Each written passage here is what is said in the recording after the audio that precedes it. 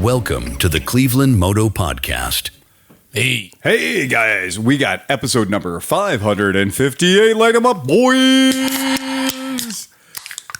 I'm telling you, we are a nicely packed group tonight. We got a special guest, and I'm going to read off to my immediate left. We have Sean Noel. To his left, Matt Hopkins. Moto Hub. And to his left, Steve Sleepy. and to his left, Johnny Mac. and coming around the corner, Speedy Pete. and on the other end of the table, Shanky Smith. and behind the bar tonight. Tom Pennington. And it is like a... Behind the pole, more like it. Are you behind the pole? You got to orientate yourself. I'm off the screen. Oh, Sleepy's opening his little present I got for him. That's Oh, 'cause yeah. it's a masturbatory thing, I think. Fucking thing. Anything? Yeah, there you go. Oh. Keep your hand on the wiggly water worm. The Jerkulator 2000. That's how you train in the off season. Well, it's really interesting because there's a lot of new bike activity, but Sleepy kept one secret from us. Dun, da, da, da. Oh my God. So yeah, I showed up. I'm sitting down here in the basement and I hear the sound of what can only be described as a inline four cylinder. And it's an inline four cylinder with fucking much gusto. It's got a little anger to it. It does have anger to it. It sounds amazing. It sounds like it's cammed. It sounds angry. Yeah. So tell the people what you got, Sleepy. My ugly bike collection number 2, which, did you have it up there? I got it up there. Instead of talking about it, let's just look at it. We'll just Ba-bam. look at it. There you go. 1,200 cc's of angry German. It is an angry 1200cc German. Yeah, it is. This is the K1200R. Fucking great bike and kind of slept on by a lot of people, Well, right? it's because it's not necessarily like, a lot of people don't think it's attractive. I personally love it, but I think it classifies as an ugly bike in a way and a performance bike, definitely. Yeah, and they built it for what, 5 years? 2 years. 2 years. Because the following year, and supposedly you can find up to 7. Yeah, 'cause I've never I've- seen one. I know that according to MCN, they say that it had a run from 2005 to 2008. It does, but after 7, they didn't have the nose anymore. Oh, really? They made it more with so you can still find the K1200R and it doesn't have this fucked up face. And so I wanted the fucked up You wanted face. the fucked up face. Love it. You got the fucked up face. Yeah, but it's between 163 and 169 horsepower and 100 foot-pounds of torque. Mm-hmm. And I swear to God, it has a second power band around 9,000 RPMs. And I have not hit, like you said, I think it's limited at 186. 186, the GTR that I had, definitely, hand to God, slowed you down at 186 indicated on the Speedo. I have no idea what that was in real units, but I know that the Speedo would only allow you to see 186, and there also it wasn't like, oh, the Speedo stopped at 186 and the bike kept going like an old 80s Honda CB where the Speedo stopped at 85 but the bike kept on going. Right. This was at 186. It was as though you had hit a speed wall. Well, considering that it doesn't have fairings, I hit 170 and I was like, that's enough. Yeah, that's a big difference too. The GTR that has all the fairings on the planet. It's aerodynamically perfect. Right. And so at 186 on that bike, it just felt like more of 140. Yeah, you have to position your face to be right part of the windscreen. Try to keep everything together like that. But it's very interesting because the wheelbase is super long, so it feels unbelievably stable. And then it has telelever front, so it doesn't have any dive. So you can grab the front brake at 160 miles an hour and it just stops. Yeah, I went from, and just here locally in the neighborhood, so I didn't go over 35 miles an hour, I'm sure. No.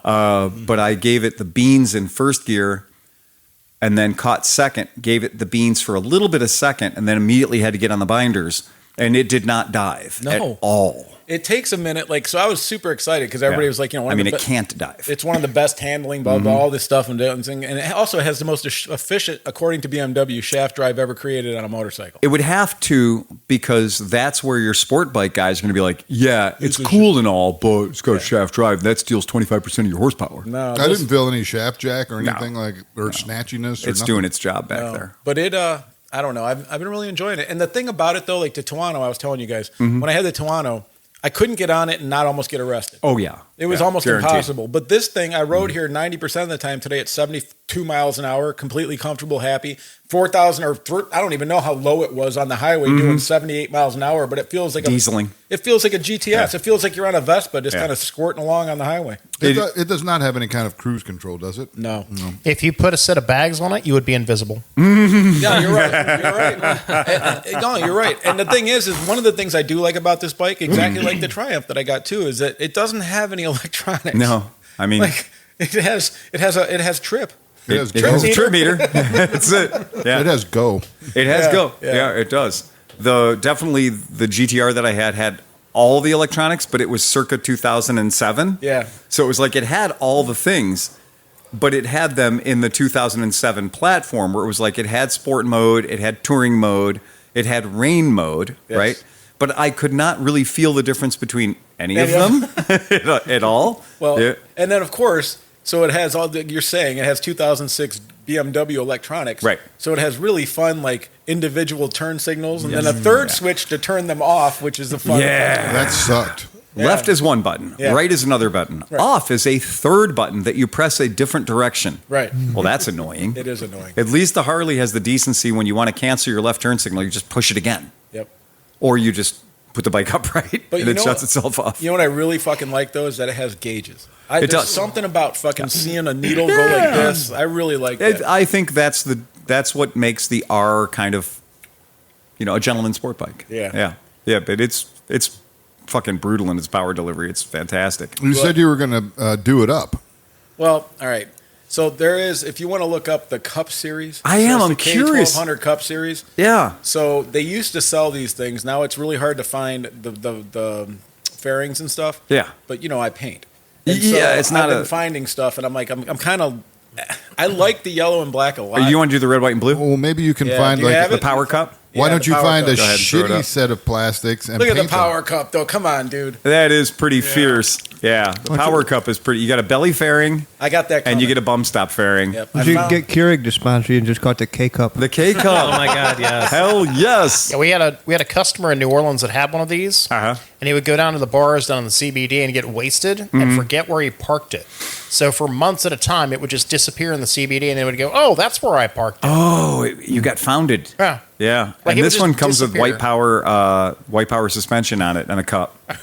Yeah. The WP. I The think is WP. the way you Yeah. say it. No, that's just what it is, dude. No, I know. I That's it. 100% know. That's, yeah. I don't think a ton of bikes pull off the two different color rims well, in my opinion, but that one does. I The wonder- way they cut that. Yeah. I wonder if that front rim would look better white.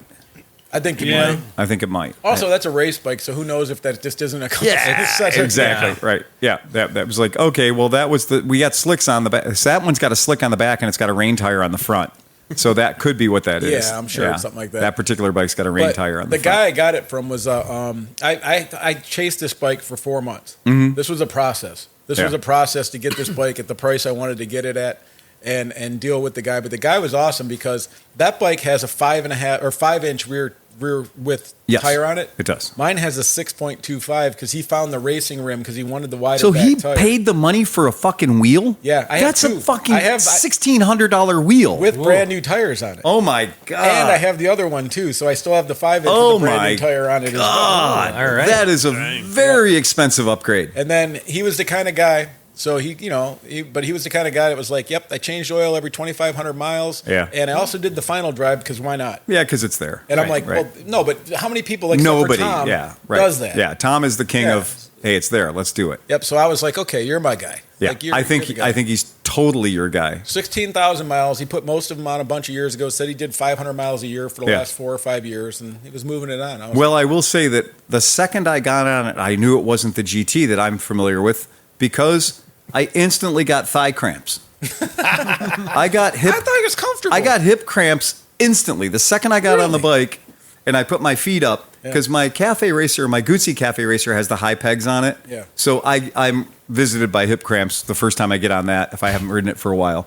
And this one, as soon as I got on, I was like, well, this is a sporty sport bike now because it's got But it's not got bad. thigh Like, cramps. I kind of freaked out. Hip cramps. Like at first, I was like, "Oh shit!" Because the way BMW did the handlebars, Mm-hmm. it's not like you can just get some easy risers and slap them on. Like you're kind of stuck unless Yeah, you really yeah. want to figure something out, Yeah. right? But they're pretty great. They're good. Yeah, like, they're they're good the way fine. they are. I find it pretty comfortable. This is a magnificent bike, and what kills me is we talk about bikes that are slept on, because when I got the GTR, when I got that bike, that thing, the guy traded it into me for a barely used Vespa GTS that I had involved myself with to the tune of about $4,000.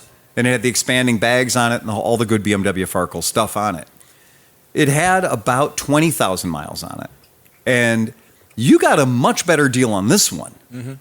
Because I don't know if you're telling people what you paid, but it's creepy how cheap you got this bike. Well, like I said, it was a process. Yeah. I mean, I get it. It's a 20-year-old bike. But Good things come to those who wait. Well, I played the games properly, and some of the things that Phil has taught me and other people have taught me, and it was a long game. It was a fucking 3.5 month game. Including the folk, you put a shill buyer in there. I might have put a shill buyer. there may have been somebody helping.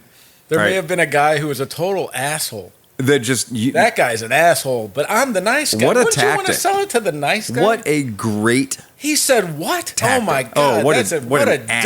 dick. What an ass. I bet you he would even take care of the bike. I'm Yeah. going to love this bike. Oh, That's yeah. why you should sell it to me Yeah. for this price. Oh, man. Yeah. Yeah, Did I you get think it that's... locally, or you have to travel? Couple hours. Yeah. Sleepy's not afraid to look for a bike in two states away. No, Like he's sending me bikes, and I'm like, I'm not going to Jersey. If it's what you want. Yeah. Dude, okay, if you find a bike that's 2 states away that is 30,000 miles less Right. and mint condition Yeah. compared to the one that's an hour away, what are you going to do? You're not wrong. I'm No, just saying. you like, clearly Yeah. bought it right. I need So. something I can stop and look at on the way home from work. Yeah. I can pick up If while they my, could drop it off of your driveway, I that'd can be pick great. up while my wife and child are out shopping. Right. You know, and hide it in the garage before they get back. Yeah, it's amazing. It's beaded for your I was pleasure going to too. say it has ticklers in it. Oh, it does? Does it really? Oh, yeah. That's completely unnecessary and only serves one purpose. They didn't need to rib the inside of the water worms when I was a kid. Oh, It's great. Now loose, it's loose dirty. water worm. Now it's dirty. Now it's got some grit on it. Yeah, that's good. A little more tactile. Oh, yeah, that is. Damn. Oh, my God. Well, that's fantastic, Sleepy. Well done, sir. Thank you. Very well done. Yeah, I was happy about that one. Yeah, and John got his budget bike running. I did. My $300 1973 TL 125. It is a KO, so it's a first year. First year? It's got Yeah. the different paint scheme on the tank and It does. stuff, and it's not a true TL because it didn't come with the original motor, Sure. so I don't have a lot of the goodies that a TL would have. But as it turns out, I had a spare motor sitting there. It's actually an XL 100 motor, okay. but it was massaged by the famous Crazy Ken Yeah. from the Lake Erie Loop, so he put a 4mm overbore piston in it, so it's like a 116 with bumped up compression. It's kind Nice. of all the wrong way you would go. Like the TL motor would have been lower compression, Right. flat cam, smaller carb. This is all the opposite way, and it's getting. But does have a giant sprocket on the back. So, I sent the video out of it. Like Yeah, walking around your backyard. I was taking it for a walk. It just idling, going pop, pop, pop, pop, pop, pop, pop, and you can walk beside it. So That's fantastic. That's pretty the, cool. That's the swap shop machine. Oh yeah, it's a everything Mid Ohio machine. But then it's a 5-speed, so like I was riding up and down my street side, the sidewalks and stuff, and I'm like, oh, this thing will actually probably achieve 50, 60 mile an hour. Oh, good. Nice. Oh, that's fantastic. I mean, I don't know. We'll see. That's fantastic. It's hot though. I don't like the way. I think it's still lean at Okay. idle. You Yeah. know what I mean? And it's a little poppy and like pip pip pip. Like All right. I want a little more. I got to work on that a little bit. Okay. But otherwise, it Yeah. it actually does idle pretty good. You can tell though because it doesn't want to restart. Okay. Like if you don't use the choke, it doesn't want to start. Once you get it going, hot. it'll Yeah. stay running. Right. But you have to kind of, if it stalls, you almost have to put the choke on to get it going again. Okay. But yeah, That's all right. I Yeah. spent the last week or so in my wee moments doing this, doing that, having buying a little parts. fun with it. Oh yeah. Oh, that's great. When I had the frame out, or when I had the motor out, I painted the frame. I painted the thing. I'm trying to zhuzh it up, make it look Yeah. nice. Nice. Oh, that's fantastic. Eventually, I'll do the wheels and stuff when I get a set of tires for. I need tires from Mid Ohio Okay. because they're old and cracked. But Dude, I just I got 3 weeks worth of work to do before middle. I think we all do. Yeah. Yeah. Well, it's like I said, every time I get a bike running, you sell it. Right. Yeah, that's how it works. Yeah, that's it. I want to know. Yeah. I want to know how 2 weeks ago it was May, and we were talking about how fun May is, and Right. we're going to go to band camp, and all of a sudden I look up, and now Mid-Ohio is next week. Yeah, it's coming What up the quick, fuck, isn't it? man? Yeah. Unprepared. Oh, it's coming up fast. I've just been saying Mid-Ohio Yes. in my head Yes. for like 3 weeks. I know. Absolutely. Yeah, I'm going to have so many bikes to bring because Tom's resurrected quite a few bikes, and we've kind of got the apprentice. She's out there resurrecting bikes. So I'm like, I don't even think I need to bring my Coleman scooters. I don't think I need my Coleman mini bikes. I was wondering if Yeah. because I could No, stop I- by and take a quick look at them. But Yeah, but if you're taking 3 Black Cats and all the other bullshit that you're taking, I mean, Did all like, the black cats survive? the Black Cats, in one of them, I've actually ordered all the factory decals for. Oh. So one of the Black Cats, I'm going to trim out beautiful like. So the nicest of the 3 Black Cats, I'm going to bring it back to true fighting standards. And I'll probably keep that for myself just because I've grown to adore those bikes. Yeah. Guys, can you help me out here? Check the screen and give me a little... Breaking news from the ClevelandMoto podcast. This is live from the chat. Our good buddy Kurt got his new leg today, and he says he will see us in 2027 at Mid-Ohio. Shark Excellent. Cage Fabulous. Tester Shark Cage Tester, Yep. Mr. Kurt Edwards. Kurt Edwards. Congratulations, sir. is monopod. Yeah. Now he's back Yeah. to biped.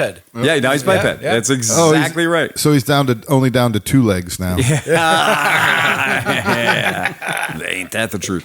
That's cool.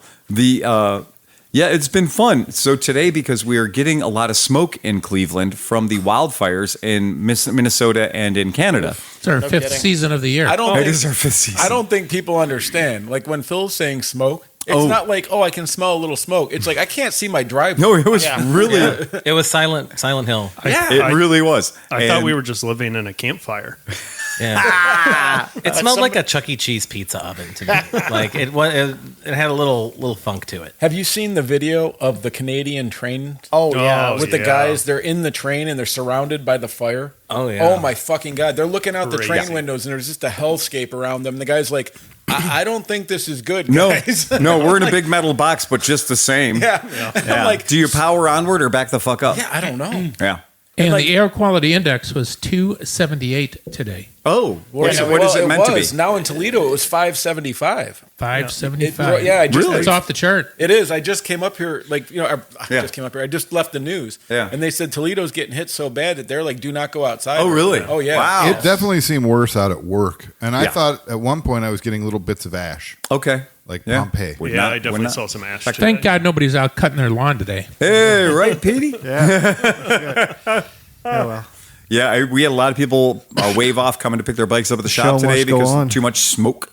And yeah, it's definitely one of those things where you're like, okay, that's happening, that's real, and it is kind of shocking when you think about how far that smoke has traveled. Yeah, it's 900 miles away. It's super far. Zimbo nailed it. If the smoke's still there, it's going to make Mid-Ohio even Oh more yeah, apocalyptic. Well, it's weird because today was a week ago. Today was scheduled to be a very, very hot day, Right. but today, I mean, I didn't have to worry about SPF 50, right? I jumped on the motorcycle with no helmet. I was in t-shirt and shorts on the Harley and rode around and did my errands in the morning and rocked in.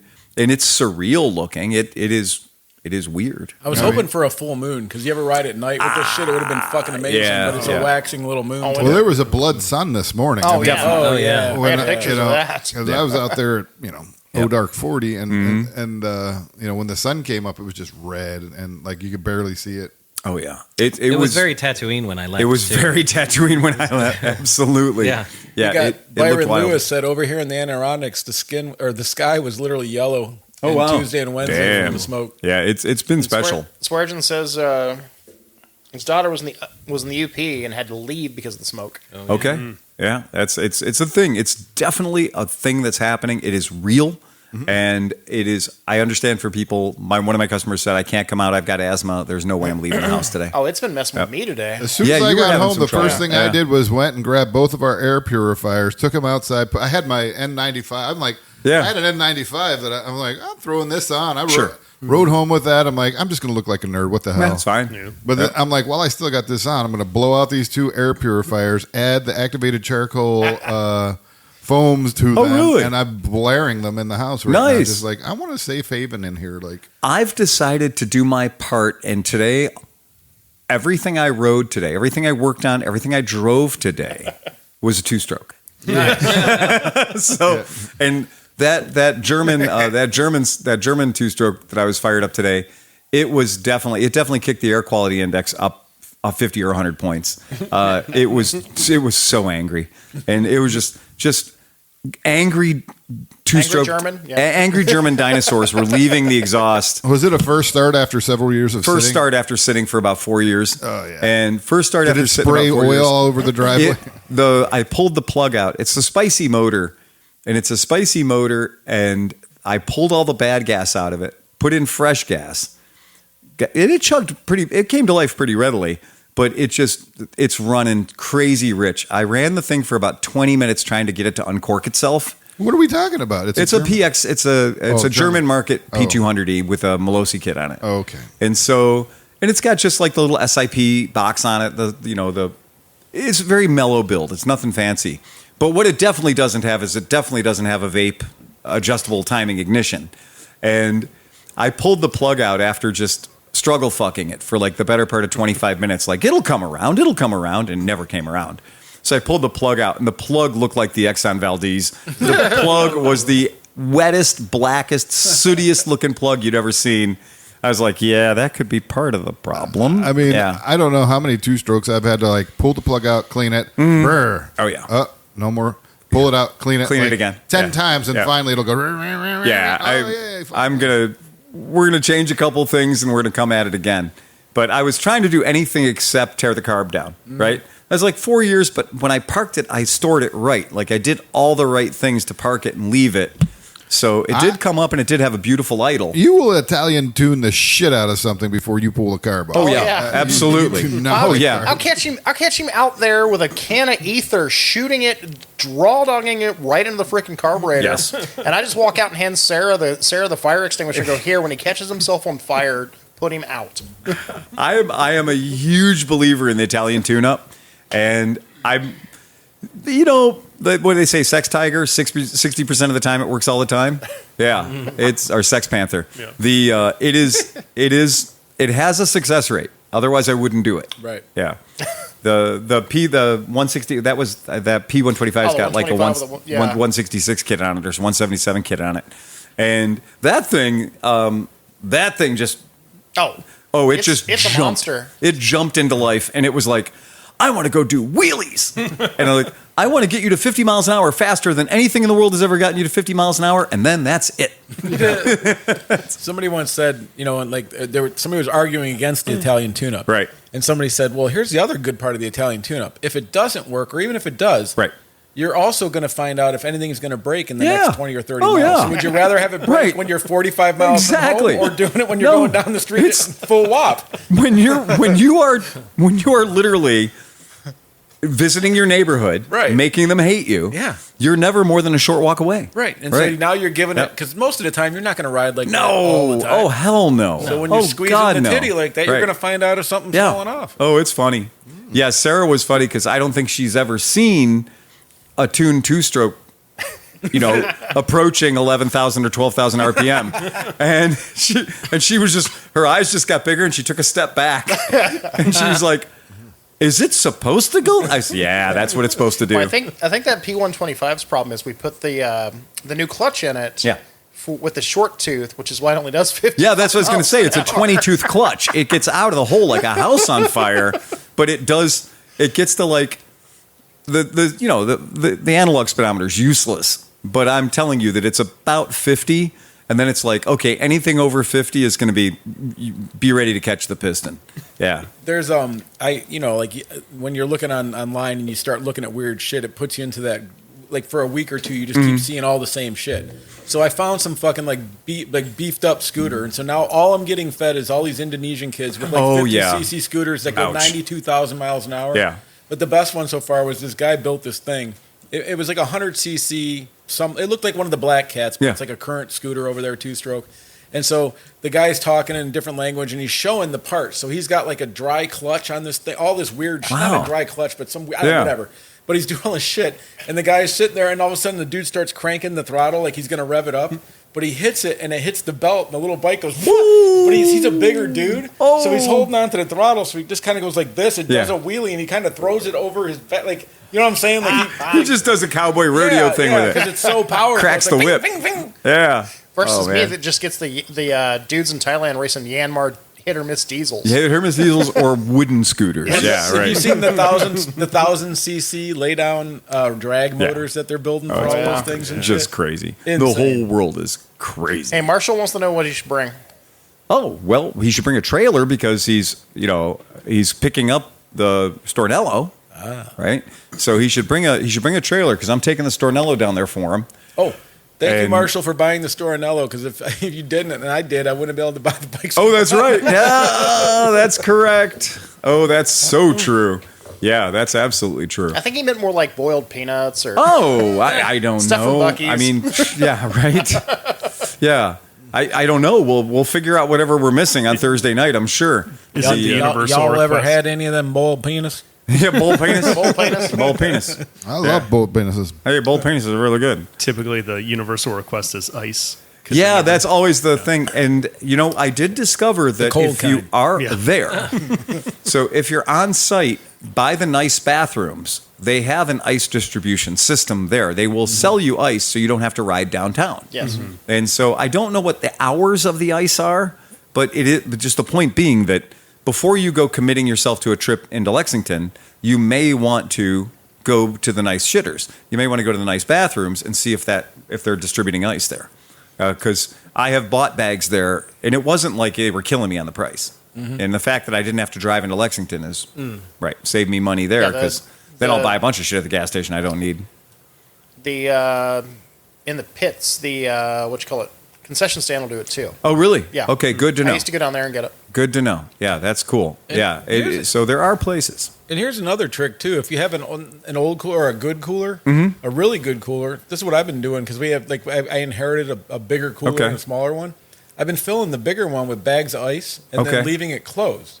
And if you leave it closed and don't open it, those bags of ice will last a couple of days. So then you just transfer real quickly one over, leave the other ones there, and you can fare pretty well. Yeah, having a body cooler that is just 3 bags of ice or 4 bags of ice is a great idea. Well, I just look around for a cooler that's just full of ice, and I grab some ice out of it. Oh, that's right. Hey, there's nothing but ice in this cooler. Does that work pretty well? I'm going to go break it up. It's going to be awesome. There's no room for beer. I'm going to break it up. I'm going to throw these red hot beers in there. Yeah. Yeah. The one of our podcast listeners, Jim, said, hey, he's a longtime listener. He uses iTunes to download the podcast. He hasn't been able to get the last 2 or 3 to work. I did check it today on my Apple device, and it did work.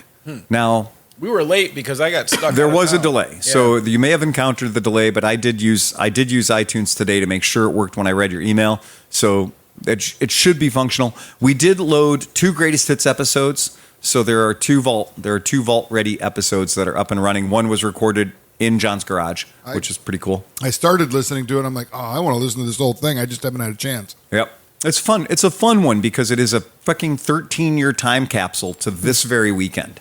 So it's going back in time exactly 13 years to this day, and that's a fun way to do it. That's really, really cool. So it was good. I learned that I can't send files to outside entities on my work system. On your work thing. Yeah, it's too bad. That would be a security thing. Well, that's also nice that we're doing the YouTube Live, because then it's there. I know. And then if somebody's like, I really want to hear it, you don't have to. Well, I mean, I'm not at Autocross Week every week, so it's, you know. And it does work. Yeah. And I have used, it's funny because I have listened to it in my truck with my phone on YouTube. Right. And just let the audio roll through my truck speakers, and it's fine. It works. Pretty much the only way I consume it. Yeah.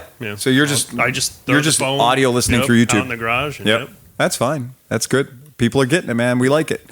We're very, very happy with it. I never listen to them after they're done, because what's in the past is in the past. What's in the past is in the past. Indeed. I did a deep dive into the back catalog a bit, trying to find the elusive Scooter Special. The Scooter episode Special. 8.5. 8.5. Yeah. Right. 8.5. Yeah. That's it is missing. It's missing, but it's in the lost episodes. Okay. Yeah. So it'll should come up on a rotation at some point. Yeah. Yeah. It's in the lost episodes. We should do like goals. Like we should hit a goal, and then if we hit the goal and everybody participates, then you get to release these special episodes. Well, I mean, they're all 100,000. They're getting fed out, and so right now I think we're on from the Crypt episode 33, and there are 92 episodes in the Crypt.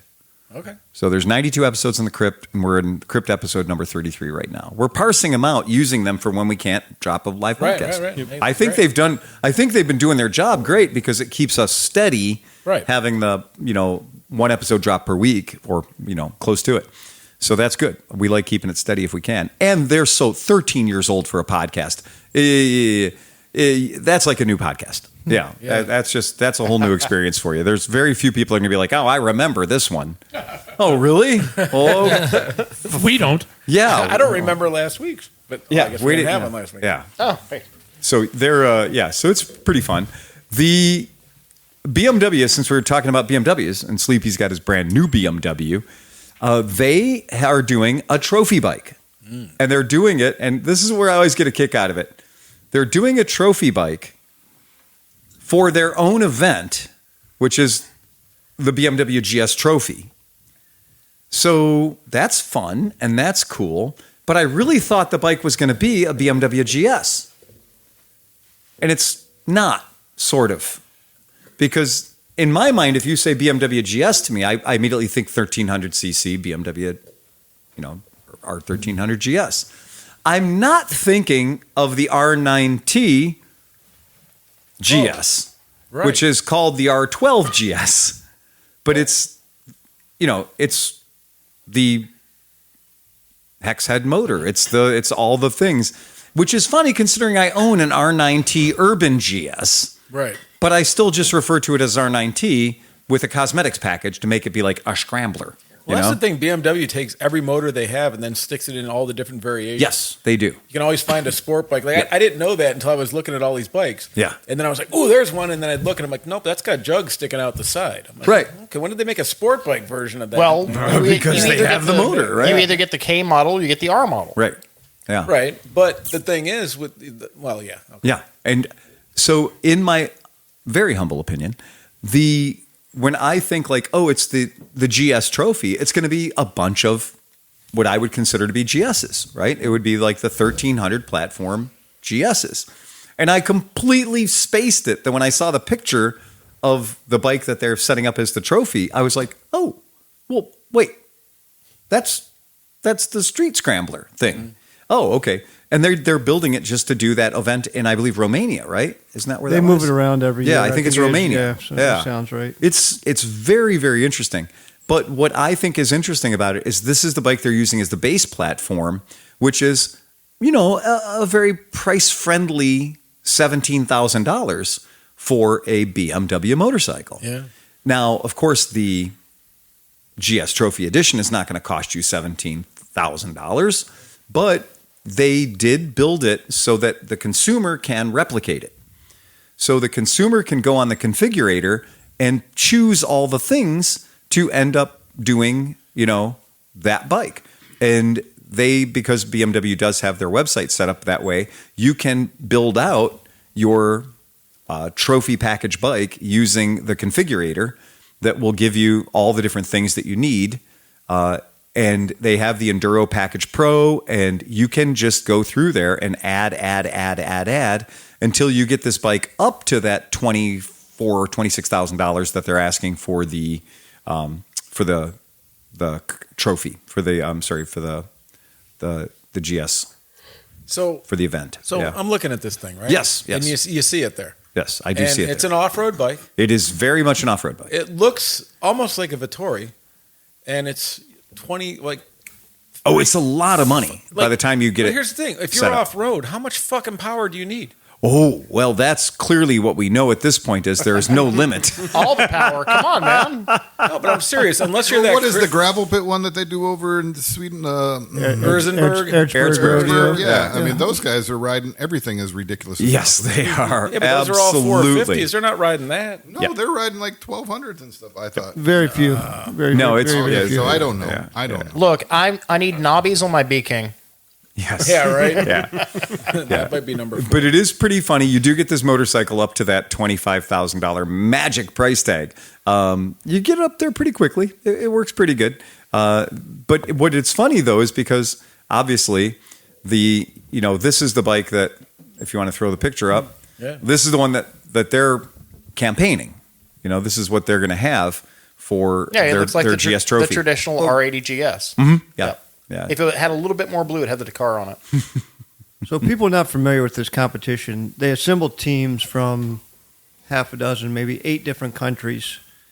And any Joe Blow can try out for the team, and then BMW selects them, and they send you to whatever country they're doing the competition in, and they give you their bikes to use. So everyone's on identical bikes. And it's basically like a 6 days trials kind of thing. Mm-hmm. But it's not all riding skill. It's like team building kind of stuff where you have to get the bike over a wall or something, and the guys that are on the team have to get the bike over the wall or whatever the obstacle is. And then they compete for the championship. So I don't think the United States has ever won it. I think I don't even remember who won last year. I usually follow it though. It's always in an interesting location. Cape Verde.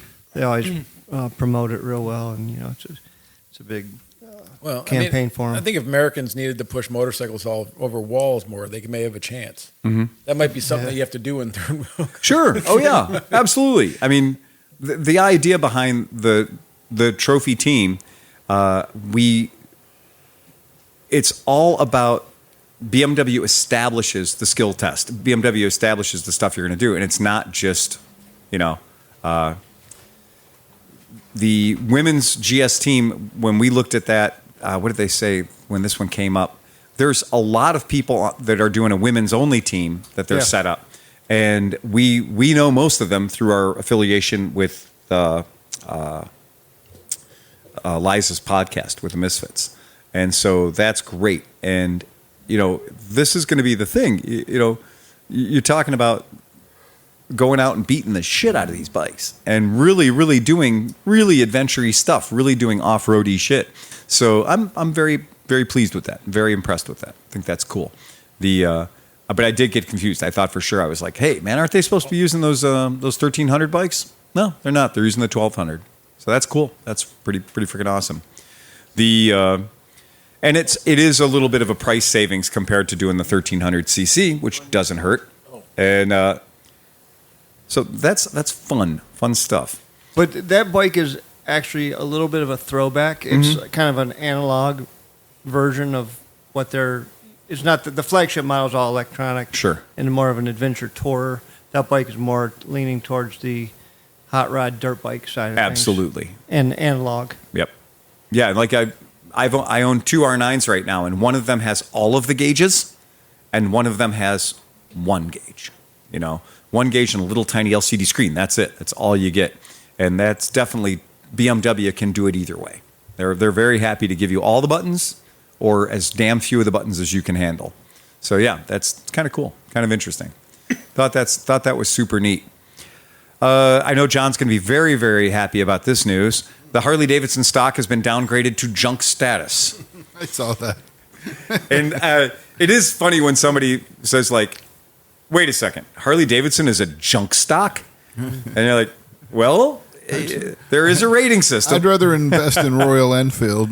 Well, I mean, Royal Enfield is selling some fucking bikes. That's what I'm saying. Yeah, and I'm going with Bajaj. But 6 months ago we talked. Yeah, 6 months ago or something, we talked about Bajaj Harley Davidson is a selling off. Oh, yeah, we're gonna get into that. We talked about Harley Davidson selling off their bad debt at 30 to 40 cents on the dollar, which is insane. Was it their bad debt? It's or debt. Just their whole it's just their debt profile? It's their debt profile. Yeah. Yeah, it's their debt profile.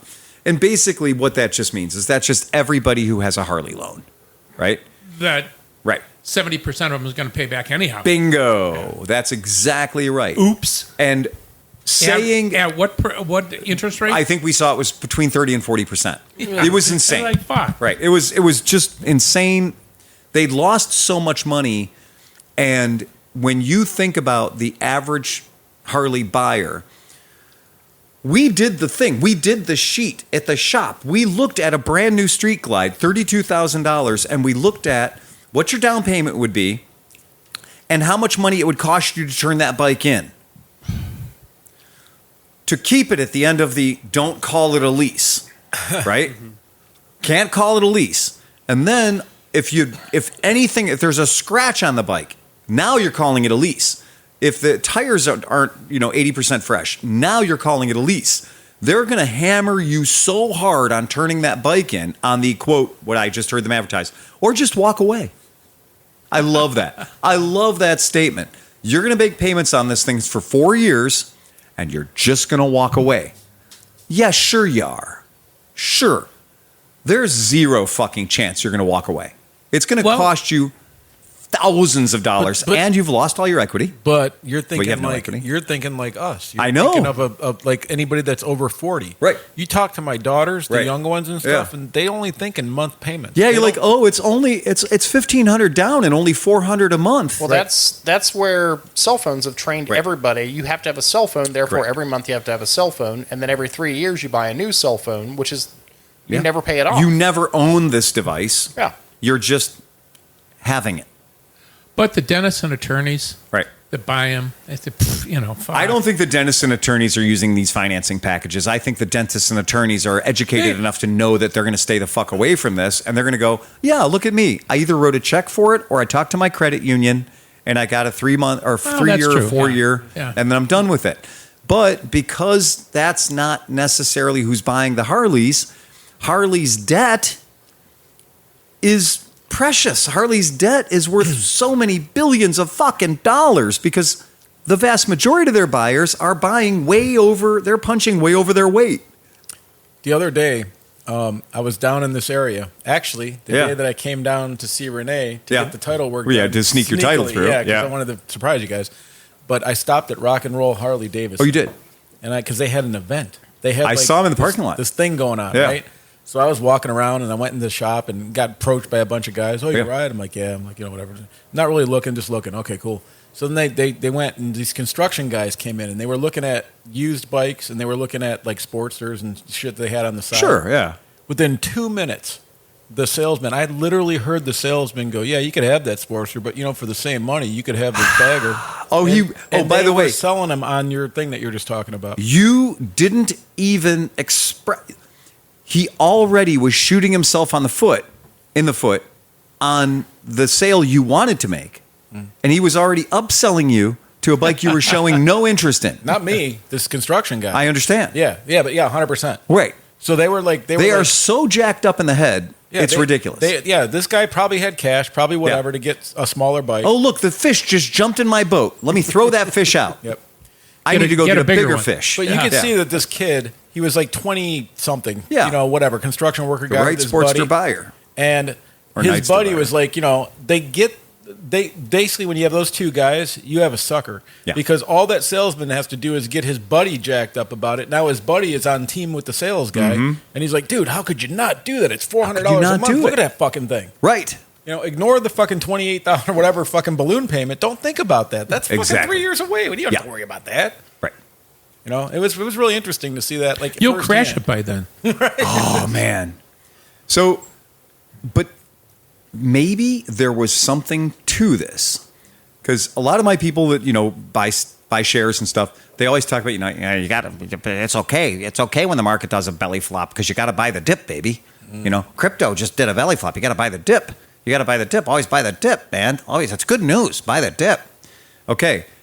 Just for the sake, if you want to throw this up real quick, this is the past 5 days. You're going to notice that at one point, Harley Davidson stock dropped down to 24 buckatones, right? From where it previously was in the mid 30s, right? So it lost a whole lot of value, about 30% of its value real quick in a matter of a couple of days. Did you buy when the this dip? news came out that the stock was now being considered junk, right? That it was now considered a junk. Their rating had dropped so much. Well, look at what happened in 2 days. They clawed back like $6 or $8, $10 a share, real fast. I mean, real fast. And if you look at that chart and see what happened to them as a result of being identified as having a problem, well, that gave a lot of people who dumped their shares. A lot of other people bought the shares real quick. They call that insider trading. But if you look at their earnings statements, their projected earnings statements, look at how many times they missed their projected. So when they're telling their shareholders how much money they're going to make next year, look at those big red numbers that say they missed it by 72%. They missed it by 126%. Are you fucking kidding me? Those are big numbers. Those are gigantic numbers. In some case, 126% is more numbers than you started with. Yeah, right. Right? So they're having real problems. And selling off their debt for a very short-term pile of money to play with, they're putting a lot of faith in the new CEO. They're putting a lot of faith in this guy because I hope the answer, the reason they got downgraded to a BBB minus, right? And from a BB plus, which is something that people consider to be, it's still an okay thing to buy. When it drops to a BBB minus, nobody in the world, no investment group, nobody's Vanguard, nobody's fund is going to be buying your property anymore. You are now toxic. Nobody's going to buy that. No funds are going to pick you up. You have no projection of growth. And everything that I read said, well, based on what we know about money, what Harley's doing is not the way to rescue your company. What Harley's doing is not the way to even stay in business. Bringing in more Chinese stuff and losing which will probably compromise your legacy buyers, is not really a great strategy for keeping your business alive, and that's why they get devalued. The people who are devaluing it isn't Billy Joe Jim Bob at the end of the street that says, well, they advertise to gay people, I'm going to burn my Harley. That's not who does their financial prognostications. It's actual investment companies that say, we buy stocks, we don't care whose stock it is, we're not emotionally involved in it. We look at the things the company's doing, and if those things are logical, sensible things, then if they're down, they'll probably come back up again. And we'll ride them back up. And it would be a great time to buy the dip. But if the company's war strategy is a bad one, then nobody's going to be like, oh, yeah, we should totally invest in a whole bunch of that. What if it gets so bad that they turn into like a KTM or something where Harley gets bought by like Bajaj? And then they start making the bikes in India. My money is on private equity. They're going to strip it basically because they want to get rid of the union members that are building Harleys here in the country. I agree. That's their Once biggest they expense. kill it, it turns into Converse. They're going to ship it to China, and they're going to charge you twice as much for half the shoe. Right. So for 1 hour ago, the experts are predicting a 34% decline in their business. So that's sales? in EPS, in their projected sales. And that's terrible. The company that's what gets you downgraded. And that's where they're saying we're concerned, the investors are concerned about financial stability, and obviously you can't bring any money in. So that's really the problem. And that's the problem. And your stock did drop as low as $17 a share. So that's terrifying. When the stock drops 50%, that's a pretty wild swing. Buy now. So everybody go out and buy some. Yeah. The one analysis I had read through, they brought up the reintroduction of the Sportster. Yes. And then eventually we'll see the Sprint that we still don't fully know all the details on, right? And it essentially sounded like just a lack of faith in the Sportster being the saving grace, which I agree. In the Sprint, I don't think any of us have confidence that they're going to land at the $6,000 price point they were shooting for. Correct. So the market's looking at the fact that they do not think Harley can expand their buyer base fast enough to basically pull the plane out of the nosedive it's in. Well, they've been shitting on their prospective buyers for 60 years. I don't exactly know that 6 months is going to fix that. Yeah. I mean, what gave you that impression? The 30% APR? Right. Well, I mean, every time anybody says, hey, you should change your product to appeal to more people, they go, fuck that. We're just going to build more camo Sportsters. Well, the hill I will die on that I've said before is there was one guy. They need to go pay him whatever his number is, which is Matt Levitich, and let him try and turn it around and do the more road Harley thing again. Yeah, I promise you the solution is not what they're doing. Obviously, if I was kind of holding out, I'll admit it. I'm sitting here and I was like, yeah, this is a really big American company that should be doing this. This is, 5,500 people working in the United States with real jobs in real places that we can, deal with. The problem was their tariff. Everyone sits there and goes, why is Harley Davidson so freaked out about tariffs? Well, because 90% of the box they open comes from fucking China. Yeah. So the tariffs are killing them. The tariffs are absolutely murdering them, and they're not allowed to bitch about it too loud, because then that's them flipping their fucking whole card about where they're buying all their stuff from. But the truth is, the only growth market in the world right now is East Asia. Sure. So why the fuck they give a crap about the American market is beyond me. It is a very, very difficult thing, because clearly East Asians that thought for a short while it was fun to buy a Harley Davidson, they are not doing it anymore. Yeah. And all those bikes that we talk about, all the Benelli/QJs that are branded Harley Davidson in the Asian market are not selling, because they've figured it out. Yeah. They're like, should I buy the Harley Davidson one, or for 30% less buy the bike it's based on? QJ. And just buy some stickers and put it on. Oh, Exactly. man. Fuck yeah. Well, that's what you see a lot of those things, and it's like Benda is more popular over there than Harley Davidson. Somebody is. stopped me. There's more power behind buying a chinchilla than there is about Napoleon Bob. Somebody stopped me the other day on the street and asked about Benda motorcycles. That and I guy was a like, plant. he must have been. They sent that guy from Benelli Keyway to walk in front of my Hey, shop. have you heard of these Benda motorcycles? Yeah. I was like, what the? Who are you? Gee, if this is happening with motorcycles, I wonder if it could ever happen with cars. Don't tell Volvo. My God, man. That is one of the scariest things about. I tell people all the time, they're like, I'm so upset that we don't bring all these really cool cars in, these cool electric cars that I can buy a BYD in China for $5,000. I want to buy a BYD car here for $5,000. Oh, Jesus Christ. Let me explain to you how telematic unit. Yeah. Right? And just for something, do you have any of your friends that work in an American factory or an American place that does American things at all? Because the one thing we kind of have left is our automotive manufacturing. We cannot run a country just based on waiting for each other to get sick and then not healing them. Isn't our car industry basically making most Americans poor because of that, though? They're only building cars that are $50, $60, $70, $100,000. Oh, yeah. When they're not even letting us try to buy a $20,000 car anymore. Nope. No, they're not. So why Absolutely not. why would I have that much allegiance to them? And half of the shit is still being made overseas, or you know what I mean? So like, there are Buicks being sold that are Chinese cars. Absolutely. It would pain me, but I wouldn't care if Chevy went out of business. I wouldn't care if Ford went out of business, just like Harley's going to go out of business. That's why there's been so many safeguards in place to prevent the exactly. Chinese from coming into the market, because they know exactly what's going to happen. Yes. Everyone's going to go, wait, I can buy a new car for under $20,000? Sure. I'll take 3. Yeah. Why wouldn't you? And the answer is, I respect everybody having that mindset, but I also know how catastrophic it would be for what's left of American manufacturing. Oh, no. It's not just that. Can you imagine what would happen to the used car market if that happened? That's true. If you could buy a brand new BYD for $7,000 or a shitty 120,000. Yeah, you're not paying $12,000 for a Honda Element anymore. Yeah. Nope. But who ran most of the Defense Department building during World War II? It was the auto industry. Absolutely. So if you lose your auto industry, Yep. then strategically you're putting yourself over a barrel if anything significant happens, like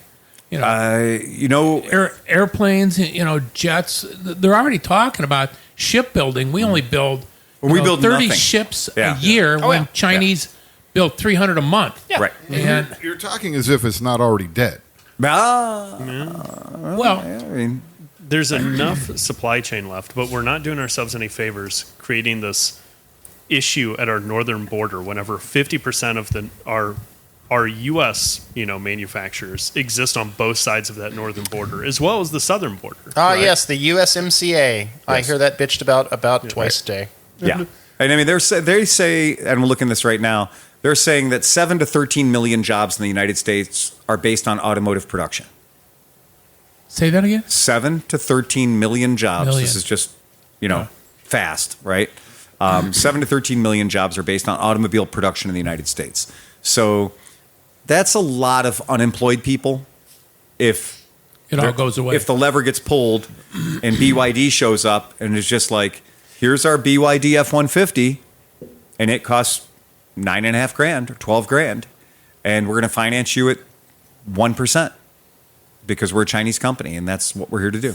Yeah, plus it's also all of our dollars now are running to China faster than they already were running to China. So if you want our country to be owned by China more and better, well, somebody's got to own that $72 trillion in debt. Well, that's ouch. I remember when it was only 3. I remember when it was 1.7. Yeah. That escalated quickly. Yeah. Yeah.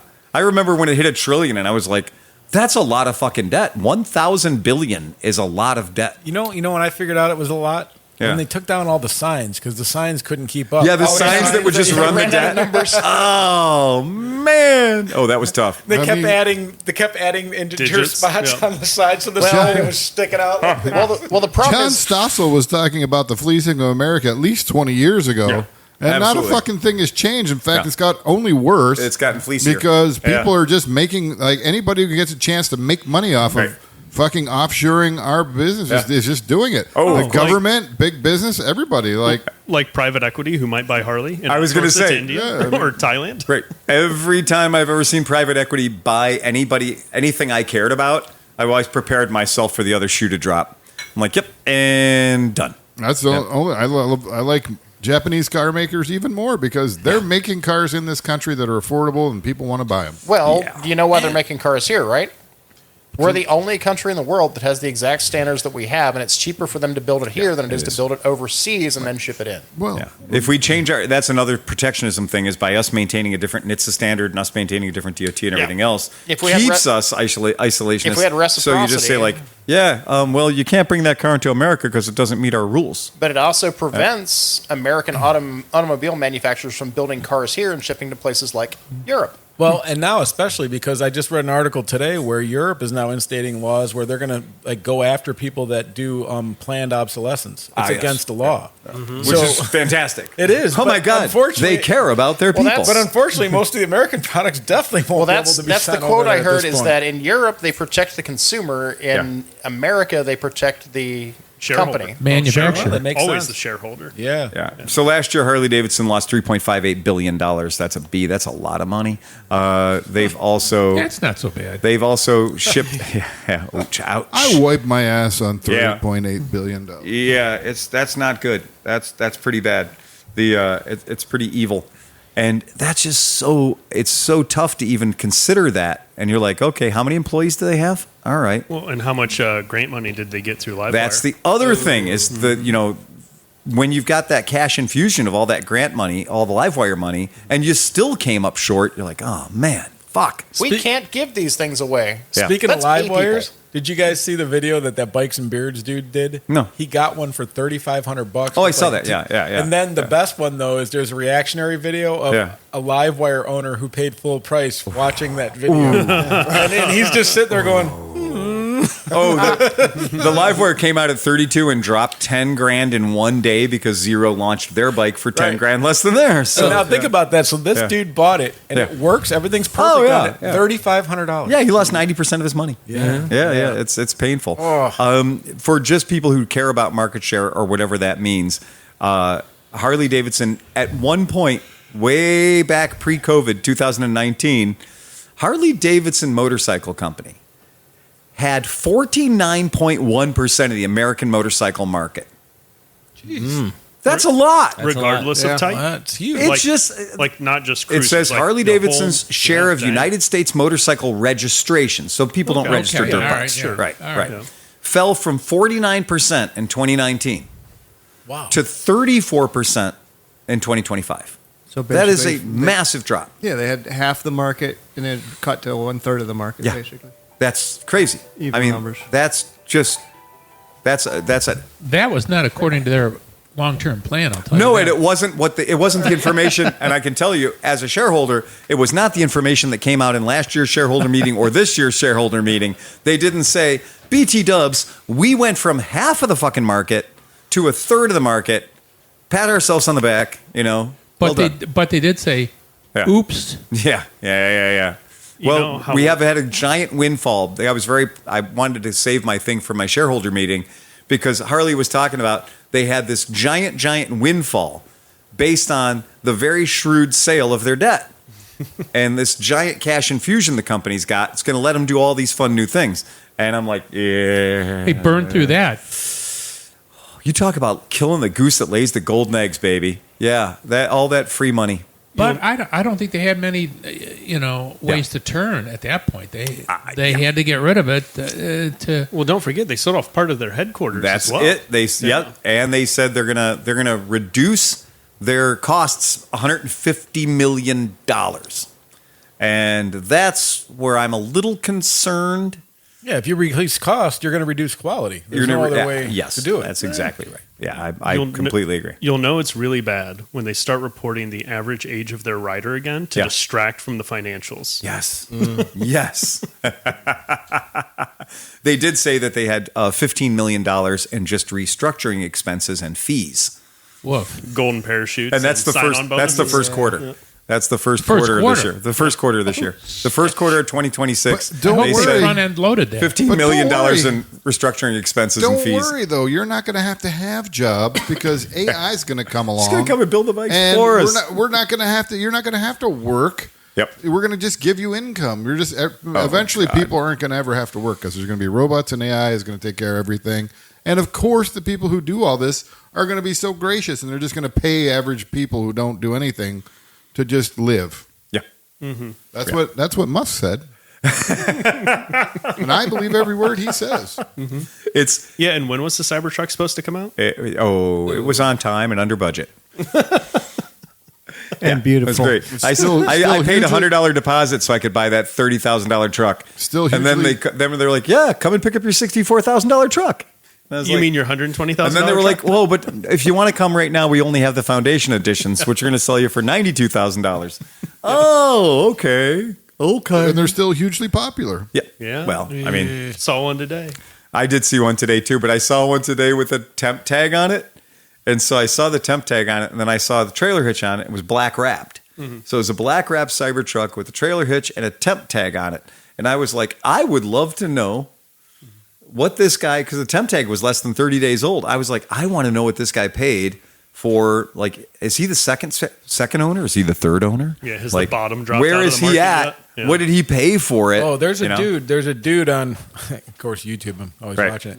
But it's like some dude in New Jersey or something has a high-end car dealership, and he's always trading Porsches and stuff. Oh, yeah. So he's got this guy that I know this guy. Bought 2 Cybertrucks because it was going to be a collector's thing. So he popped full bore into them. Paid $120,000 each. So he was $240,000 into Cybertrucks, and the guy was like, "Bro, we have 15 in the back, and I paid $38,000 for him. So what do you want to do?"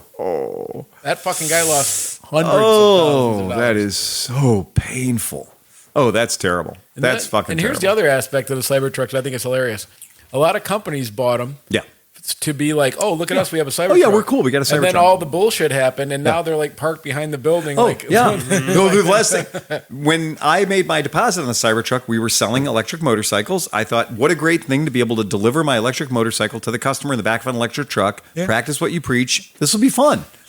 And then I'm like, wow, dodged it. Totally dodged that bullet. Yeah, right. Because I wouldn't be a happy Cybertruck owner. I'd be. Right. I wouldn't be happy. Or you could be like Grumpy Sir Guy and still be waiting 10 years later for his Elio. Oh, ouch. You feel you dodged it. I don't. Oh. I dodged a bullet.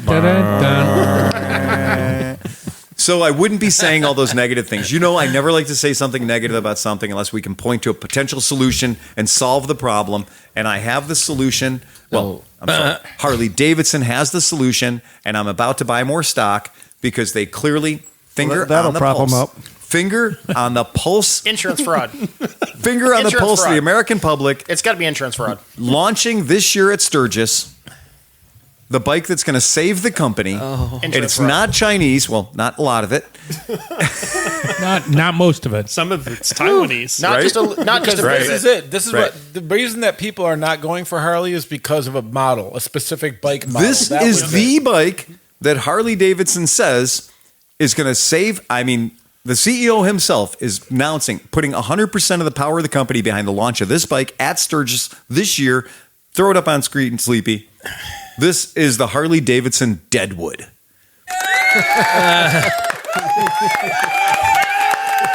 Now, Wait. I don't hate this bike, and I didn't hate this bike the first time they launched it in 1993. Wait, is Deadwood after all their clientele because they can't get boners? Oh no! It's the Harley Davidson Hey. Blue Chew.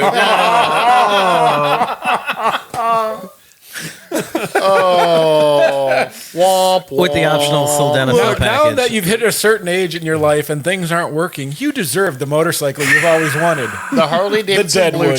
Chew. Let it do the wood for you.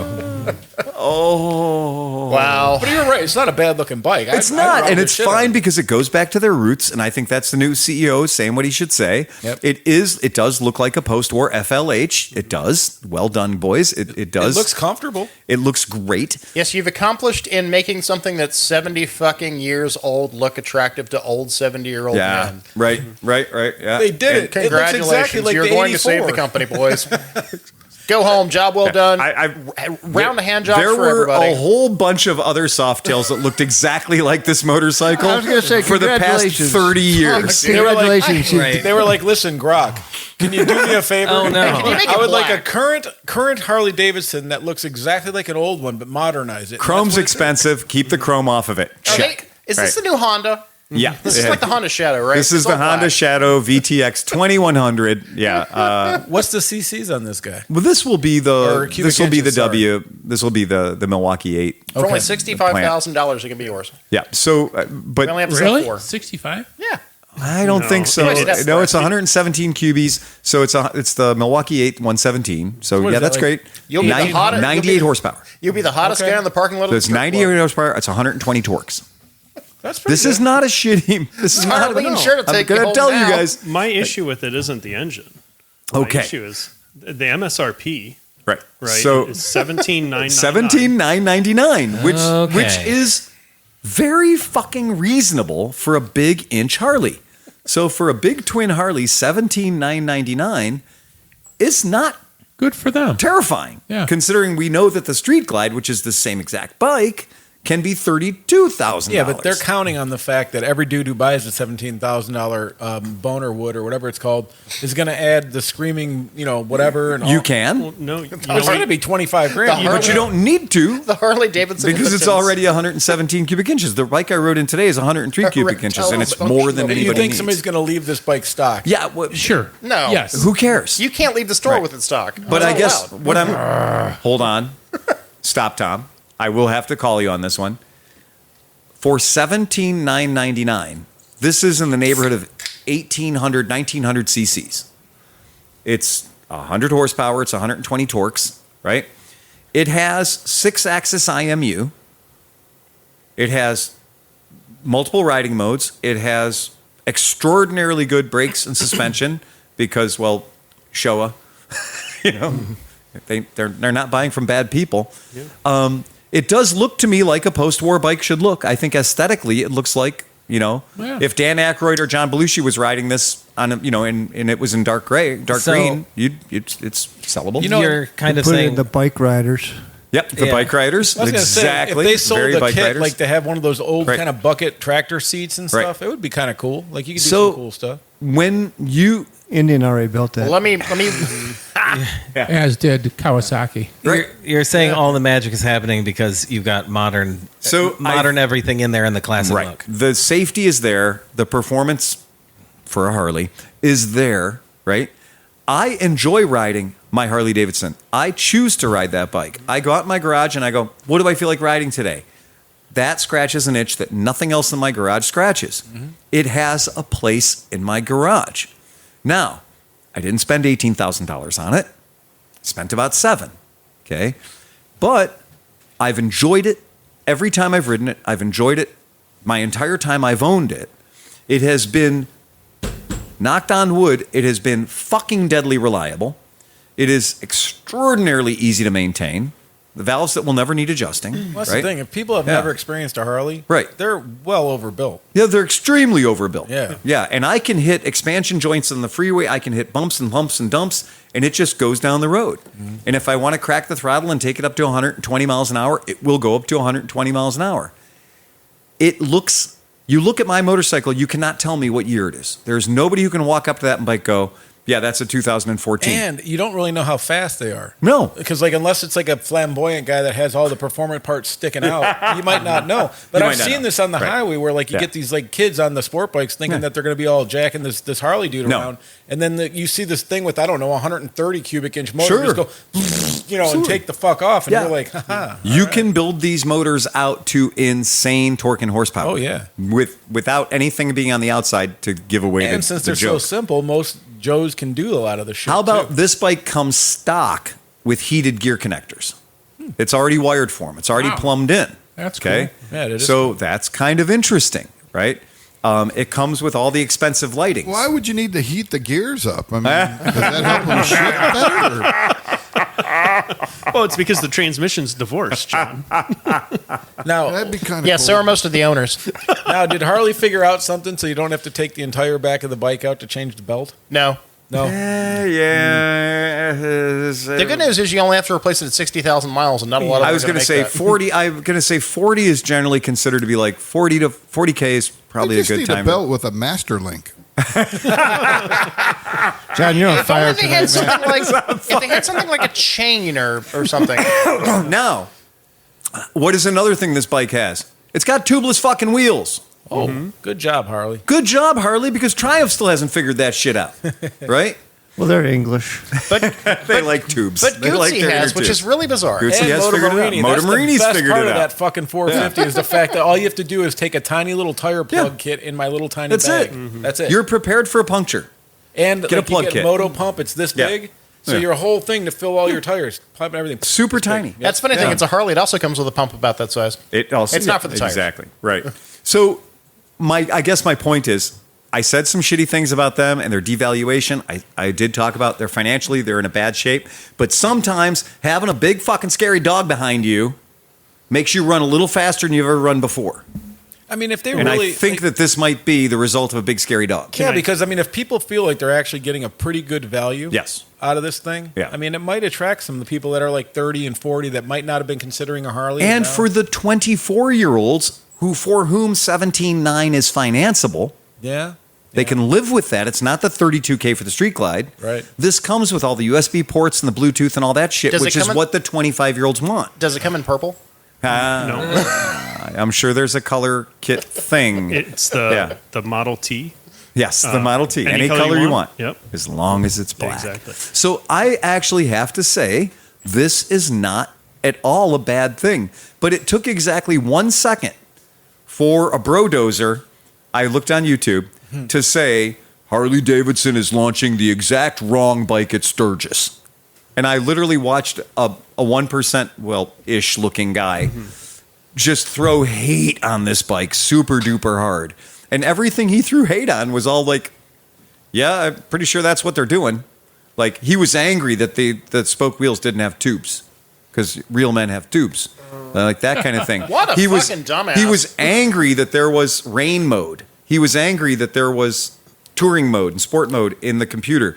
He was angry there was traction control and ABS. No, he was cheap because he thinks It's all exactly- those things are what make it more than $10,000. Exactly. But when you consider how much motor you're buying, how much motorcycle you're buying. That idiot probably wants points in a carburetor too. Bingo. Idiot. Idiots. Probably. He's probably like me. There's nothing better than a Sunday getting the Harley out with the tubes in it, and you get 2 or 3 hours away from home, and then you get a flat, and then you spend 4 hours with tire spoons and fucking hopefully you can find a patch kit or something, because that's real. That's motorcycling. There's very few people in this world that actually could change a fucking motorcycle tire, I let know. alone on the side of the road. I and know. they're shot, Yep. let alone. I'm Yeah. gonna tell you. Oh, There's a man. reason why I carry roadside assistance. Right. Yeah. I'm not fixing that shit by the side of the road. 1923 cc's. It's got some stoutness. I mean, if you're buying things based on displacement, I've only got a measly 103 cubic inches on my bike, so I'm basically phoning it in. But I've never ever driven that bike and been like, oh, I need more motor. Well, as we know, the size matters. Yes, clearly. Well, I did notice that when you ride that bike now, you wear a full face helmet with a dark shield. Nobody can see you on your little 103.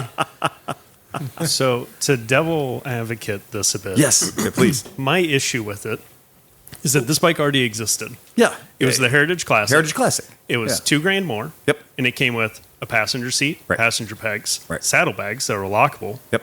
and a taller windscreen. Exactly. Right? And they're $4,000 on the marketplace right now. Yeah, No, well- and it didn't have this electronics package. Sure. Yeah. But if we're just looking at new Right. bikes and we want to look at value for Yes. engine, like Yep. they already had those. They There's had it. cheaper, Right. like Softails, right? Right. Like the what, Street Bob or whatever. Street Bob, absolutely. Yep. So when we're looking at it through the lens of what's going to save the company, Right. I think it only A Meteor. it's because the massive marketing push. There is so much coverage for this bike right now, Yes. and there is nothing about it that is super spectacular. Nothing. Yeah. Right? Nothing. It's a Doesn't good looking look bike. exciting to me. I'm not Right. like, oh my god, that's the one Harley I would buy. You know what's funny, though? A Pan America, I'm excited about. That's it. but- A couple weeks ago, when you showed us that carbon fiber sport bike, everybody here was like, Yeah. Go nuts for it. that's gone. Right. What happened to that? Same thing that happened in the Bronx. We'll never see it. Say, hey, you know They what? This take the bike's good called the idea- Deadwood, right? They take the good ideas out back and beat them. Yes. Until they come back as a Deadwood. That's right. That's right. The whole idea on this is, what are we doing? We're in cheapening it, right? It's in shitification. It's letting you buy the bike Right. as a process because you're going to buy the bike for $17,900. You're going to finance it. Then they're going to give you financing so you can put the bags back on it that you want, right? But you didn't want to jump to the Heritage Classic right off Right. the back, so you're going to finance $1,400 worth of bags, right? And then the Ouch. passenger seat Ouch. and the Let us- passenger bags. Let us walk you over to the chrome and skull department. So- So you can't show up at the biker bar with stock pipes either. You got to get some. So, and here's where this is where I kind of am different than, I guess, Harley's target buyer, because I would buy this motorcycle the way it comes. Okay. Can I borrow it from you? And then I would leave it the fuck alone because I think that they did a really good job on this thing. And I think that it is, if somebody did drop a 5-year-old Heritage Classic in my shop, I would take all the shit off of it until it looked like this. You know, I give him credit. Because this to me looks like what I want a post-war Harley Davidson to look like, without a foot clutch, without a hand shifter. Yeah. And it's not going to leak oil, and it's going to get me to work every morning. I mean, if that is your goal, I like I that. do agree. Right? like the but half my dome. issue is like, Yeah. I look at it as a functional purchase. Right. That bike does nothing for me because there's no storage. Exactly. I'm going to put bags on it. That's why I want a Road Right. King. I mean, No, I would put bags on it, but I would put 30-year-old leather Sure. bags on it Yeah. with studs that I got at Mid Ohio for $40, because I would want the bags to be beat up, fucked up looking leather bags. And that's what I would want to have on this bike. And I would also sit in the parking lot and throw stones at it. Yeah. You know, because I would want this bike to have a little patina. You know, I actually don't hate it, you know. Yeah. I love the dome on the front wheel to give it Yes. that 1950s. It's and you're right. It is a cheapened out Heritage Classic. That's exactly right. And if they could market it right where the Triumph Bobber lands, it'd almost be worth it. Yep. And I do like John's saying, I have the Road King, and I like the Road King. I prefer the full size Harley Davidson. But I've ridden a lot of these, and they are great. Like they're nice. I'm taking my 18 grand and buying the R12G/S. Yeah, I'm glad There you you brought that go. up. I meant to Right. remember that for Yep. when we got and here. that's But yeah, 100%. and that is exactly where you're going to spend your money. Same price tag. Same exact price tag. Same price tag. Different strokes, different folks. Triumph Bonneville Bobber is $15,000, and I'd Is rather it have the Bobber. really? Yep, The Triumph Bonneville Bobber is $15,000 for a 1200 cc motor. 2026. That's a good bike. I wouldn't. I actually would buy the. Spend the extra $2,000 and get the Harley. I would too. I would too. One, I would too. one appeals to me, and one looks like shit. Right. I understand. But to me, I don't care for the aesthetic of the Triumph Bonneville Bobber. I don't like its look. Yeah, Does it still have the gap Bobber, as between soon as the you say seat Bobber, and the- I'm like- yeah, that doesn't. Nah, I don't get down it with took the me a while to gap. come around to it, but I really like that Triumph. Bobbers are for knobbers. No, but if you ride it though, if you remember a couple years ago, we Pay rode with 17 that. grand. Yeah, I brought one in. Buy a gold wing. Yeah. Oh, fuck you now. So that just goes to prove what your taste in motorcycles are. Yeah. Them's fighting words. You don't like Them's gold is wings. fighting words. I'll just let those words speak for themselves. So there's the Triumph Bonneville Bobber. And so if somebody says you're going to spend 15 on this or 17 on that or 16 on this and 18 on that, I'm probably going to spend the 18 on that. That thing looks weird. Yeah, the seat sucks. And I have Actually, ridden they're ridden these enough of these to tell you that I do not fucking like this You know what, motorcycle. though? But we rode with this kid a couple years ago that had this bike, but he had beach cruiser bars on it that came like around like Oh, really? and it was super fucking comfortable. Like he let me sit on it right around the parking lot. I'm like, this is pretty comfortable. Yeah, this looks is weird. This is a very utility. I mean, this is their 1200 Your motor. bike looks weird, Tom. They use it for everything. I get it. It doesn't Can- look can like the someone same say- bike they sold in 1937. BMW R18. Yeah, right. Again, you could probably get that for 18 grand. Oh my lord, yeah, right. Yeah. I think God. the answer is there are a lot of really nice bikes once you hit about $15,000 to about $25,000 that will do all of the same things and know that bike is not going to save your company. No, and There is a ton of competition. I agree with you on that, Tom. Yeah, the BMW starts at 15.4. The BMW R18 base model. Now I don't know who's going to be buying the BMW base model. I'm not even sure dealers will But it carry is the base model of 15.4. anything. It is 15.4, and it is an honest 1800cc engine. They are challenging to the sales department. Yeah. Look at that, no belt. Oh my God! Right there. Yeah. what Of was course, that- though, they did steal that motorcycle. They did steal that seat off a 1992 Honda Yeah. Shadow, or I'm sorry, a Honda Magna. So I love how they took the R1200C a couple of years ago and went, well, that failed. Let's try it again. Yeah, I can see on this bike how they got the price down to 15.3, the mag wheels, right?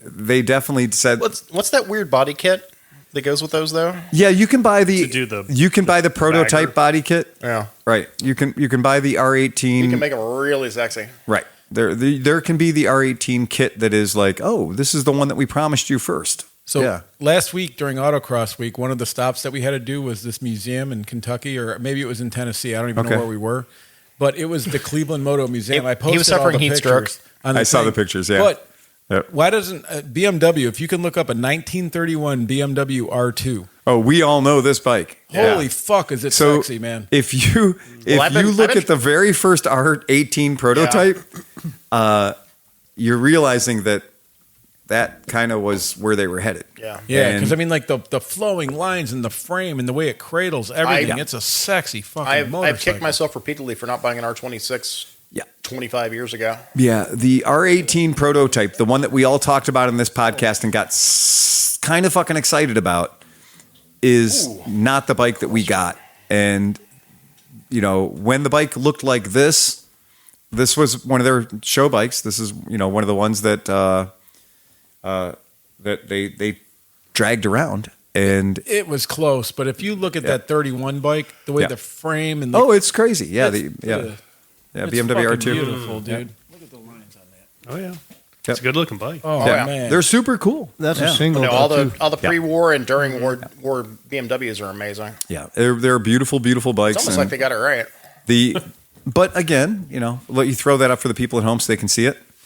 Yeah, that's I mean so they're good. they're very, very cool Art Deco, like extraordinarily beautiful German motorcycles. look at that frame, dude, and the gas tank and the blue on the top of it and everything about it, man. Yeah, they're cool. Yeah. They're absolutely cool. Yeah, I they're think really I just neat. realized what I don't like about the Triumph Bobber. It's missing the seat springs. Yes, it is. It is. Yeah, the seat No, is it's a cantilever- it's hovering cantilever out in the design. world. It's Yep. You're right. That's what makes it suck. All you got to do is sell a kit of some springs back there. I just never Just got hang a on couple board. springs off of it, yeah. Like I knew it was the gap, but I couldn't put my finger on what Well, 'cause about the gap it has threw me like a off. But it's the seat springs. I think it has like a monoshock, like right. It's a under the monoshock seat. under the. Yeah. You can see it in the picture. But does the- anyone make like fake seat springs you can glue Yeah, you to get the it from bottom? Amazon. Yeah, you can just buy them from Royal Enfield and stick them on. They'll be fine. They could get the guys that make their fake carburetors. Right, and the fake Kickstarter leather too. Yeah, right, because it's got the fake Almaz. So it's got the fake Amals on it already. Blocks. So you should be able to just go ahead and have fake seat springs too. And this is one of those things where where Triumph went so hard, like, we need to fool everyone into thinking this bike's a fucking rigid. Right? Yeah. What can we do to fool people into thinking that this bike is a rigid? And they did. They made a straight line go from the rear axle through the paint of the gas tank. Almost. Yeah. Right? And they did everything with that, the rear fender that's just floating above the tire, so there's no suspension travel gap between the tire and the fender. They did everything they could to make this thing look like a rigid. And then they stuck a seat on from the future. Yeah, you're right. Yeah. And then if you took the rear fender off, it's a castration device. Well, yeah, sure. Yeah, I'm not saying you're not, but you could bob that fender very tastefully, move that stay and bob it, even a little more bobby, and it'd look pretty cool if you got that thing just about vertical. If you got that rear fender stay just about vertical and then ditched that seat and get like an old LaPera seat and chuck it on there, it'd look really nice. Yeah. You get an old leather LaPera seat on there and throw it on, it'd look nice. Yeah. But it's just the idea, again. Is this where I want to spend $15,000? No. God, no. Not when there's other Triumphs that are better looking. Yeah, you're right. I agree. Yep. Yep. Yeah, I'm trying to see if there was anything else. But no, I think that's pretty interesting thought experiment. But yeah, they've definitely taken a bunch of stuff off the Heritage Classic to be able to introduce a bike that's affordable. Thank you, Tommy. But yeah, that's wild. The next news item is India. Oh, India. India has got to be having the party of the century right now over at the Bajaj headquarters.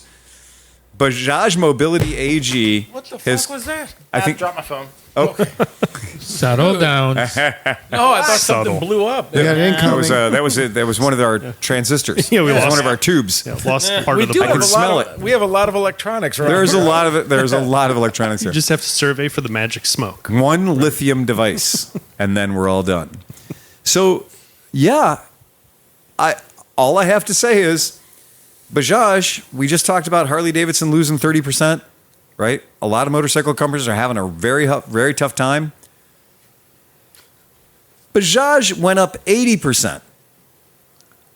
71% is in their motorcycle sales. 71% of a giant company. In case you weren't listening several months ago when we talked about how big Bajaj was, because nobody really fucking in America has any idea how big Bajaj is. No.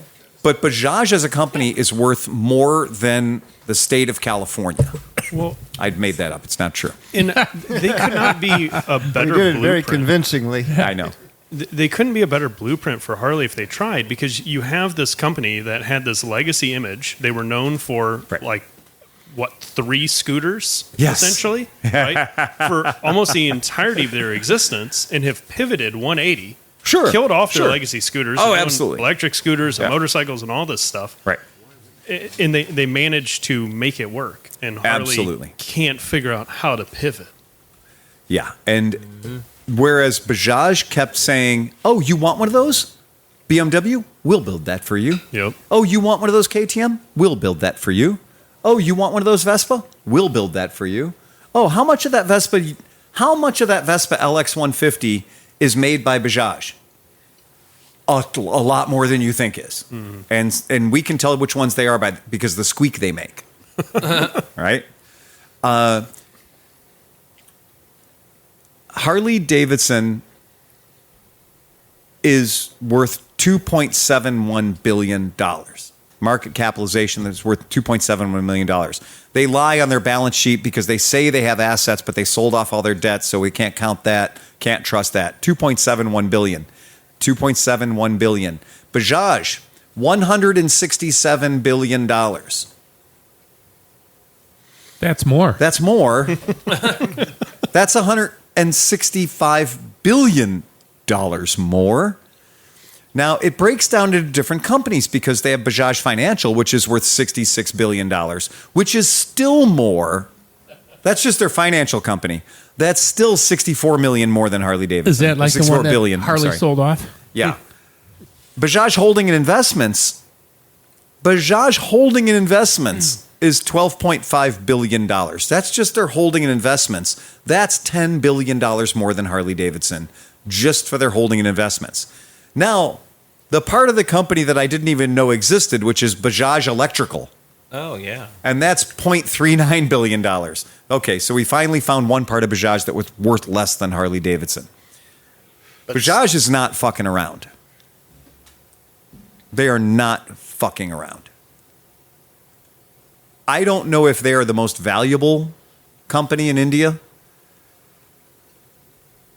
Where do But they're up there. Where do they compare to Hero? I don't know. That's a good question. Because that's their biggest competition. Well, what's Royal Enfield's parent company? Royal Enfield. Well, they've got another name they go by, though. Oh, Iker. Yeah, Iker. Yeah, Iker. yeah. What's the value of Iker? So, You know? in terms of market capitalization and profitability for vehicle, Bajaj is worth significantly more than Hero MotoCorp. Holy cow. Yeah. Hero, so here we go. So if we're just going to do market cap, Bajaj is 31 billion, Hero is 10 billion. Dang. Revenue and profit, Bajaj is 2.6 higher than Hero. So pretty fucking big. That's been the past 10 years. Right. Yeah. So that's amazing. That's kind of crazy. Well, we all remember when the son inherited Bajaj, and he killed off the Cheetah and everything else, and everybody went, what, are you crazy? And he said, no, we're concentrating on the future, and everybody went, no, you're nuts. Wow. And then he modernized the business, and now they're building BMWs, and $300 billion later. Jesus Christ. Yeah. Damn. So That's Bajaj Auto is recognized as the most, I'm sorry, I'm going to say this again.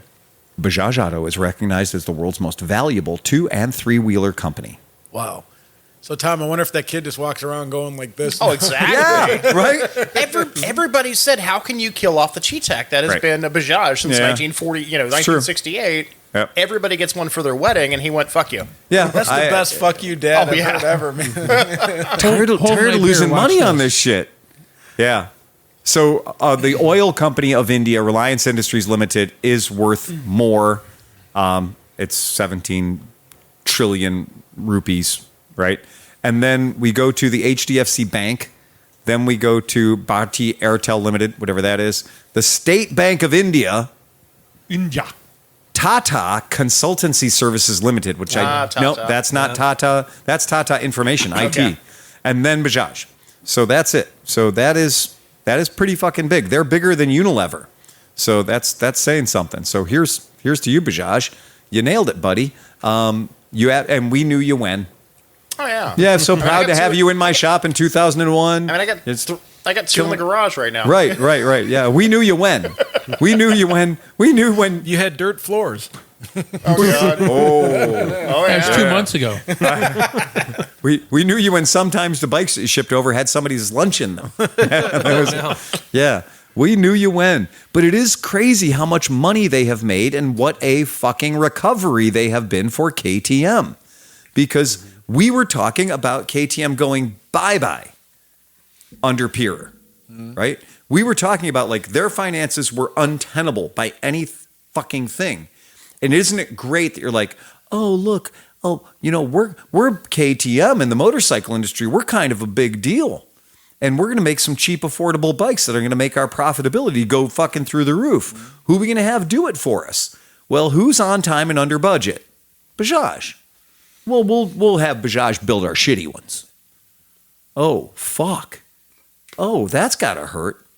But, like I heard somebody explain this, like with all this manufacturing coming from overseas, everybody always categorizes like an area like India or China, but it's not. Like, basically, you should be mad at whoever ordered what they're making. Yeah. Because, you know what I'm saying? Like, the person, like everybody was like, oh, China makes all this shitty stuff. Well, that's because some American here in America ordered that level of shitty stuff to bring in to sell to you, because that same company can also make some pretty fucking fantastic stuff. It's as though you've been listening to Phil on this podcast for the last 10 years.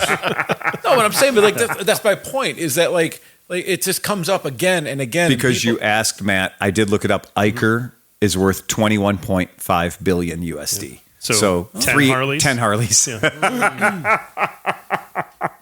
That's got gotta sting. Yeah, that Himalayan really sucks. That's gotta sting. I'm sorry. What was the market share for Harley Davidson in 2019 or 2015? 49. 50 fucking percent, 49.1%. And Iker, Royal Enfield, is 10 times the size of them? Well, it makes a little more sense why they were so confident when they decided to come to North America. They're like, we're going to open our headquarters 3 blocks down the street from Harley Davidson, right? Like, throw the gauntlet. Well, when we were dealing with Enfield classic motorcycles and sidecars, our friend Kevin Mahoney, he has now gone to his 3rd retirement, where he's now working as a park ranger at Yellowstone.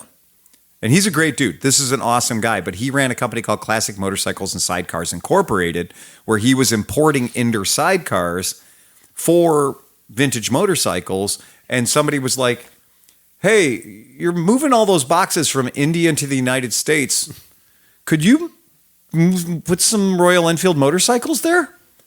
And he was the U.S. distributor for Royal Enfield motorcycles. Our catalogs that we got as Enfield dealers were Classic Motorcycles and Sidecar catalogs. They were fun little books, fit in your pocket, had about 90 pages, and every page was bright, shiny color photographs of all the accessories you could get for your Royal Enfield motorcycle going back to year of our Lord 1955. Fucking cool. And about 60% of those parts fit on your C5, Chris, your modern fuel-injected unit-constructed engine. And they had a fun little code on every product. You'd open up the book, and there'd be the product you wanted to buy. And you'd be like, okay, Springer Solo saddle, vintage-looking 50s Springer Solo saddle. And then there would be like the suits of clubs, the suits of cards. There'd be a club, a spade, a heart, and a diamond. And if it would fit on the old 50s bikes, you'd get a spade. If it fit on the 70s and 80s bikes, you'd get a heart. If it fit on the new UCE bikes, you get a diamond. So on a lot of the parts, you get all 4 suits. You get all four cards there. And so it would be really fun when the customer would get this book, and if you'd order something like a baseball cap from them, they made sure that you always got one of those books. So then you could rip through it on the toilet and be like, okay, the book says that this cool, hot dog tin tool roll holder will fit my bike. It will fit your bike. Oh, I want a pedestrian slicer for my front fender. It will fit your bike, right? I need these handlebars. It will fit your bike. The entire 6 days trials kit to turn your Royal Enfield into the Woodsmaster off-road, torquey 500cc single. Yeah, there's everything you need. And then they would have pictures of the bikes in there that people had built and be like, this is the GT kit. You order these 18 pieces, and if you've got a B5 or a G5, this is everything you need to make your bike into this chrome gas tank, the whole works. That's kind of awesome. It's kind of fucking awesome. Yeah. And that was one of the things that Kevin did. And of course, also in the book were the sidecars. You could have 3 different styles of sidecars. And they were also spec'd out which sidecar fit which bike. It was like Garanimals. It was really hard to fuck it up.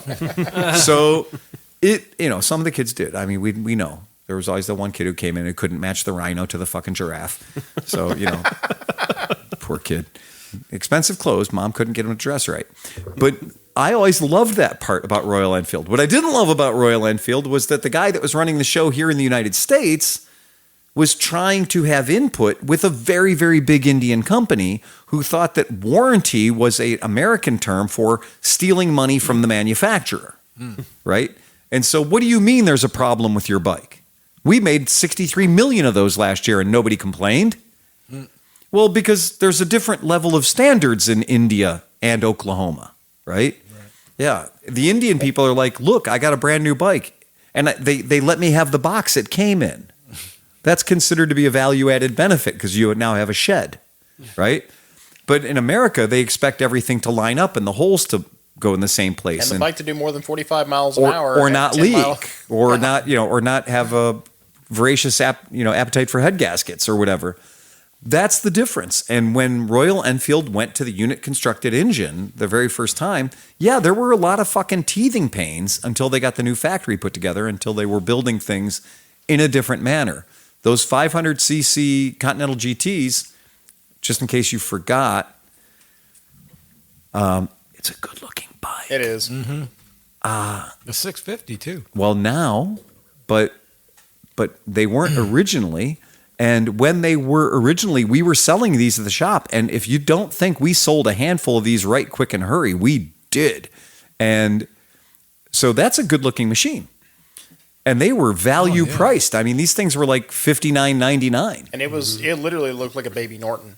It was a great little bike. Yeah, right. Except it leaked gas from all the parts that were not supposed to leak gas. And, you know, a lot of the mating surfaces where rubber was involved was a bit of a suggestion, not a planned idea. It was a really cool bike. We sold a whole lot of them, and then we had a whole lot of them come back in for a whole lot of problems. The two that we gave to the United States National Transportation Safety Highway Administration, that's right, they bought 2 bikes from me because that's what they do. And to keep it fair, to keep it even, NHTSA doesn't just say, hey, Honda, give me 2 bikes, because then Honda's going to give them 2 really good bikes. Oh, that makes sense. So what NHTSA does is NHTSA takes your taxpayers' money and they go buy the latest Hummer H3 from a guy that doesn't know they're coming. And it's great because it's the best sale you're going to make the week. You're not going to have to argue about it one bit. They legit show up and they're like, yeah, I need to buy 2 of those. And you're like, oh, okay. Well, do you want anything special on them? No. Do exactly what you would normally do. I want everything to be normal. And I was like, oh boy, I better do these right. That was a Bajaj from Germany? No, this way. No. This is the Nazis that run NHTSA. Oh, okay. The NHTSA Nazis. And so I did prep these 2 bikes, and I prepped them good. And they said, we do not want to see either of these bikes have more than 30 miles on them. Okay. Yep. So I put 30 on them. I dropped the oil. I put fresh oil on them. Because these Royal Enfields in that era, that you drop the oil and string would come out and animals' legs would come out. Oh, no. You never knew what you were going to get. I'm not even sure that we could call what was in them oil, right? So I gave it 2 oil changes in that short hop, and I went and I retorqued everything. These 2 bikes had the best fighting chance on the road of any 2 bikes I've ever prepped because I knew where they were going. And then they said, I said, well, do you want these delivered? Because you're in Ohio. The testing center is down in Ohio. It's in Marysville. It's the old Honda facility. Yeah. And I was like, I can deliver them. And they were like, you can? We have a truck for this. And I was like, I can deliver them. For $120 a bike, I'll deliver them. And the guy was like, yeah, that's great. That's cool. And I was like, cool. And so I took them, I loaded them in my truck, and I drove down there, and I had to go through a 19-layer security process where they took my phone and they put it in a little Faraday bag, a little Mylar bag, and they put it in their thing. I had to sign my phone in, and then they came out and they took a brief walk through my truck and made sure I didn't have anything in my truck that would be like a recording or an audio device or anything else. And then I had to get a track safety briefing because the entire facility is inside a giant, 3 or 4 mile racetrack because they're taking vehicles up to their highest attainable speed on that track.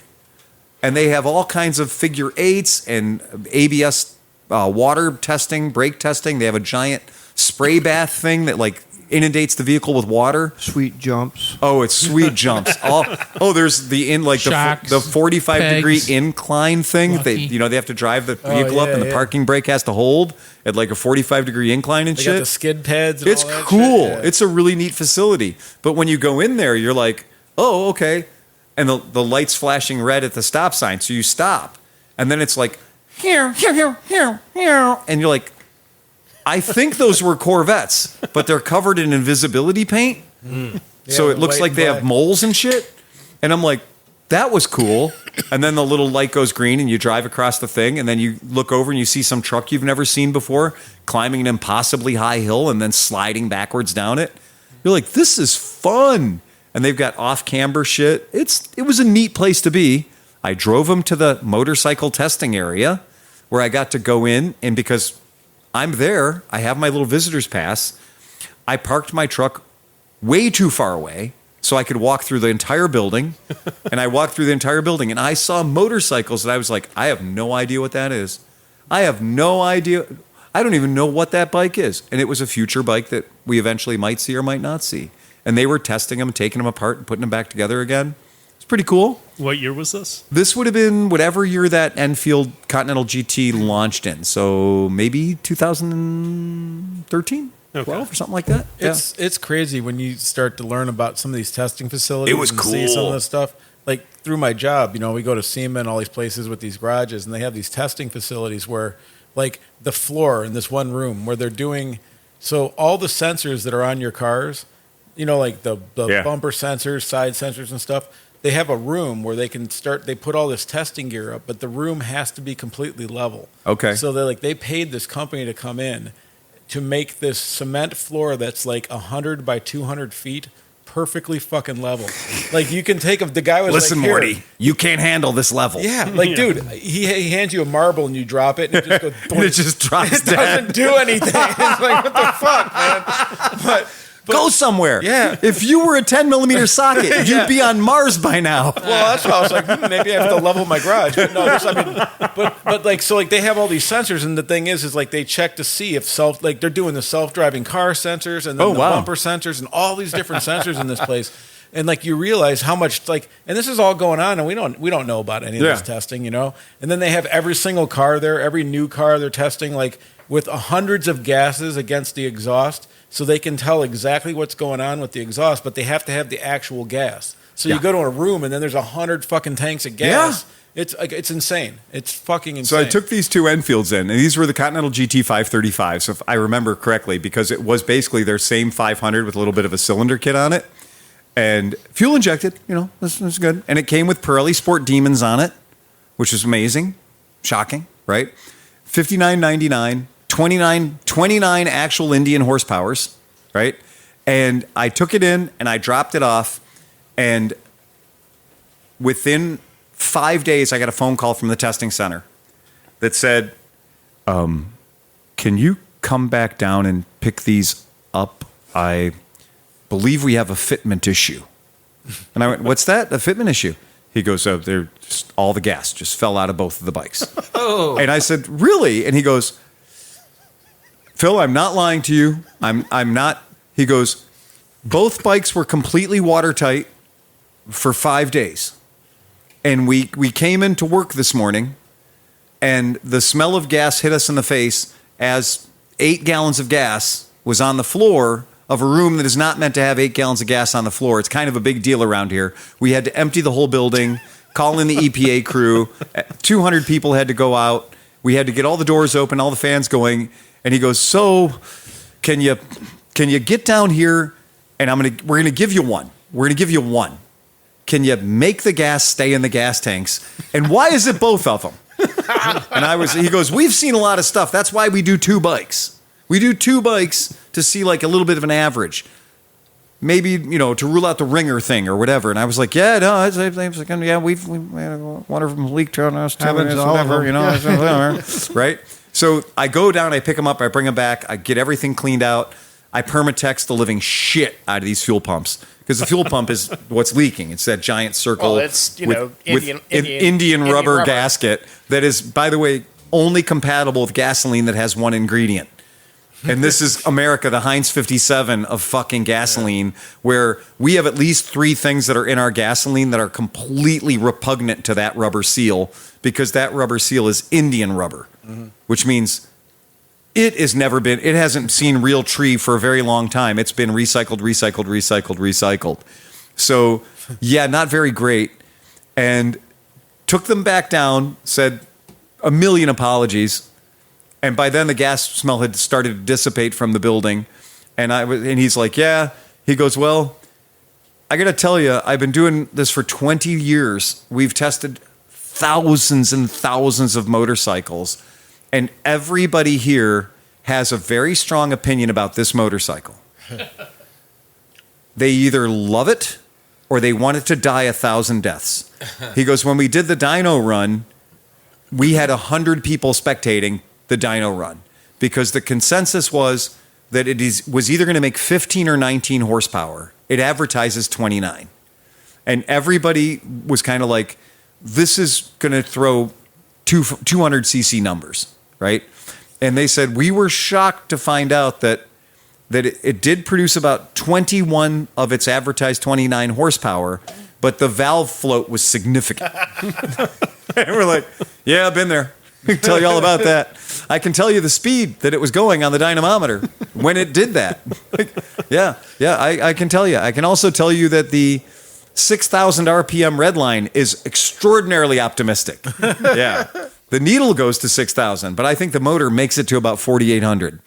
And they were like, okay. And so we never heard anything else from them until I got a very angry call from not Kevin Mahoney, the new Eicher family appointed management of Royal Enfield USA that called me and they were like, why'd you do us so dirty? And I was like, what do you mean, why'd I do you so dirty? Oh, well, we've been contacted by the NHTSA talking about how like NTSB and they're decertifying our vehicle.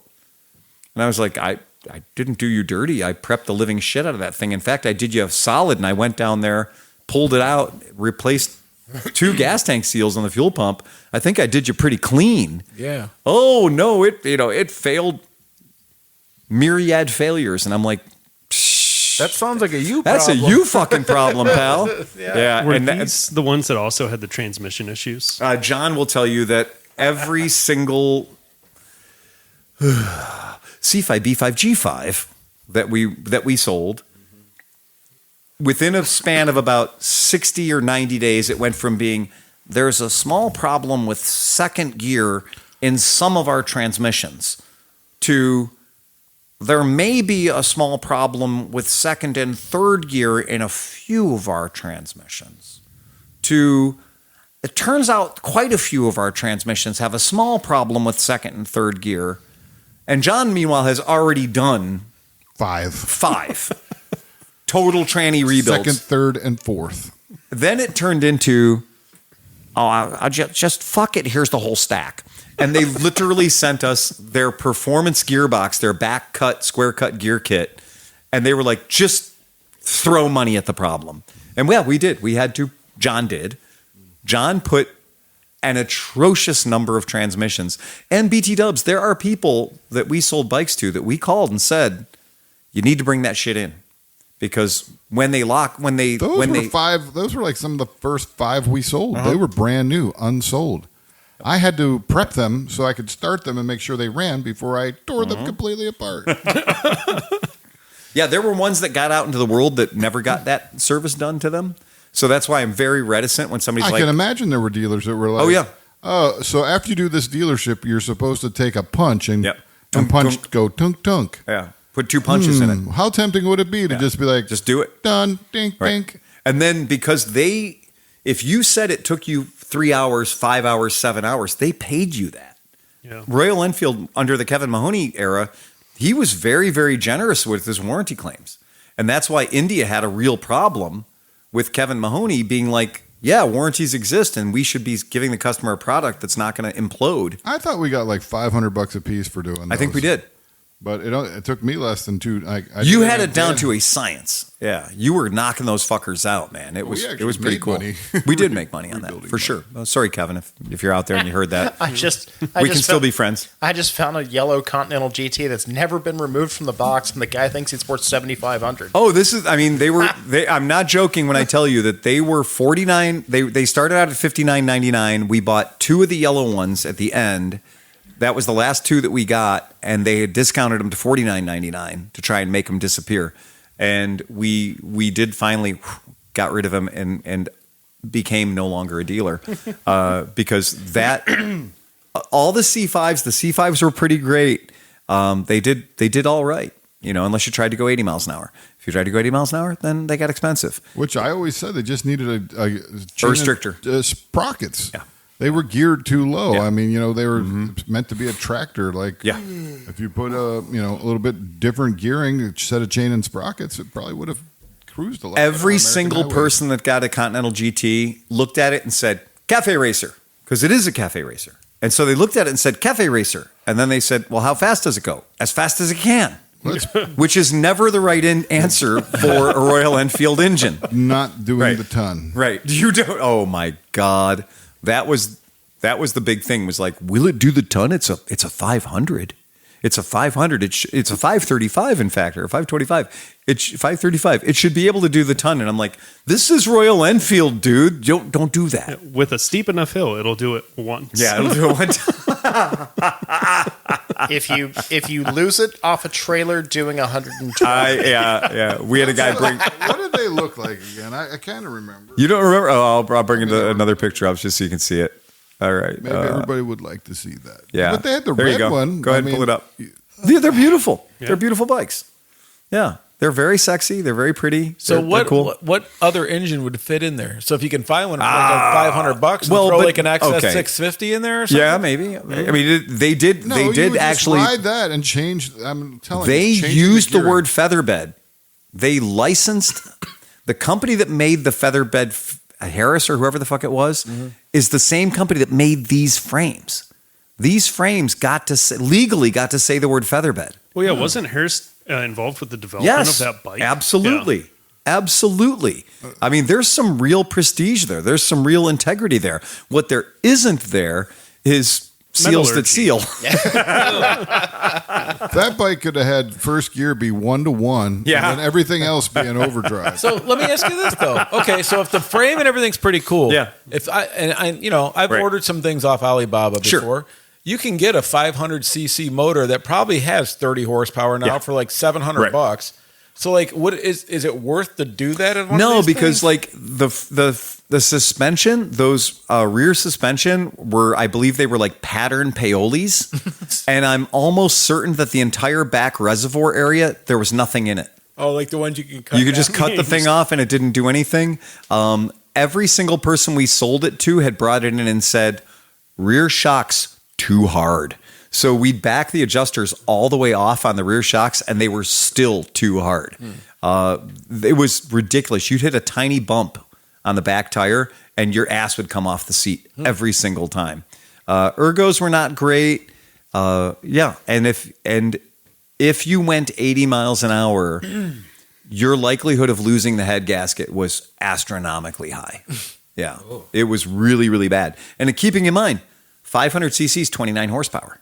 Yeah. Yeah. I mean, leather's only good for some leather head gaskets. Yeah, it was a problematic platform, and that's why I'm so happy that they seem to have their shit together with the 650 parallel twin and with the Himalayas 450. They seem to have their shit together. Like, don't they make a cafe version of the 650 even more so than yeah, they do, and they make the Chris Smith tribute C5. They're redoing the C5, but they're doing it with a 650 twin motor right now. Oh, cool. That's at dealerships. And they're beautiful. The classic, yeah. Yep. Yeah, the 650 classic. And it looks just like the C5. They have an ad for it on page 4, I believe, of the VMD program. Oh, okay. Yeah, because they're big sponsors, right? Yes, they're they spending are. money. And clearly they have money to spend more than Harley does. Is there actually a featured Mark this year? Yeah. I think they have like 4. So. Because it's like Royal Enfield sponsoring one portion of the event. Okay. So they're spreading it around. Kenda is sponsoring camping this year, which then all the comments were like, so how many tires are you bringing to the burnout pit? That's a missed opportunity. But I'm pretty excited about like the show because it's like 50 years of AMA Superbike.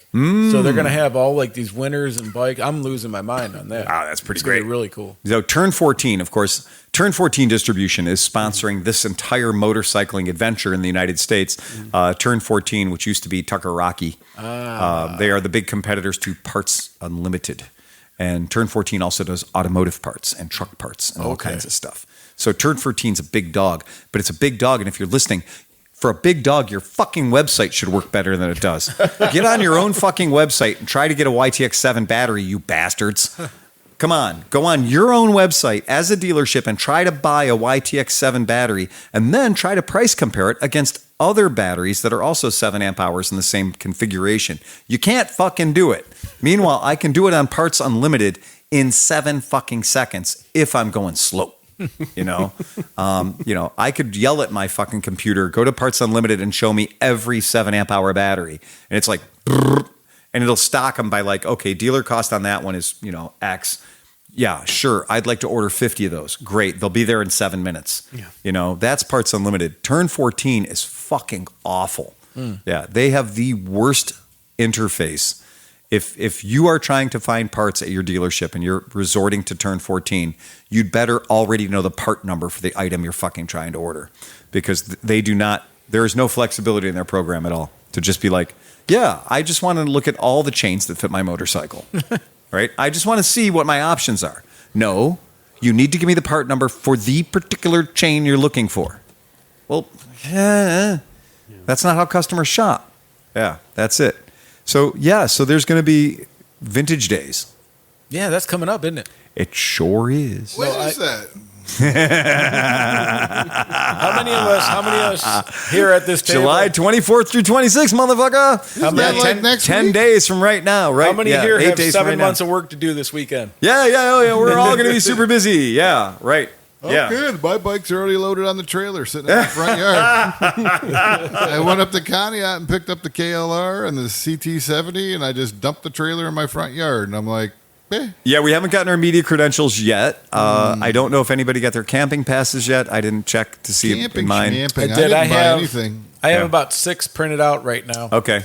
So I'm going to try to get all your guys' by the middle of next week. And I think what I'm going to do is give the binder to Bruce. Okay. Because Bruce is going Wednesday. Oh, wow. Because he paid for early entry and racing and all kinds of He shit. did? Yeah. Wow. So he's going Wednesday. So I'm Damn. hoping he can go and rope the shit off and just sit there with the fucking binder. And just be Nice. Oh, that's cool. Yeah. That's very So, cool. Yeah. Oh, I like the sound of that. That's pretty neat. Yeah, I see zero problem with that.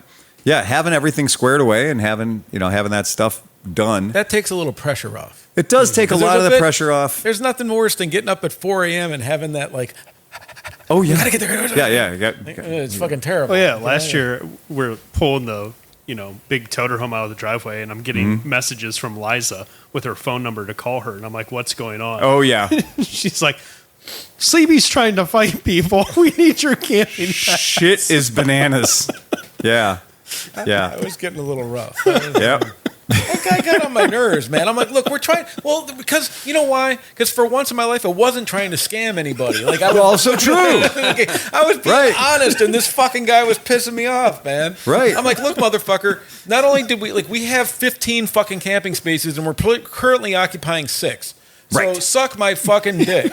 Like, Yes. It wasn't like we were even trying to scam an extra one, or even we weren't even close. I mean, Right. if you Like- told him that and he wasn't satisfied, I can't believe. He was That's like, true. he told me, I need to see the physical copies of them here. I don't care if people go offline. Make sure you have the thing.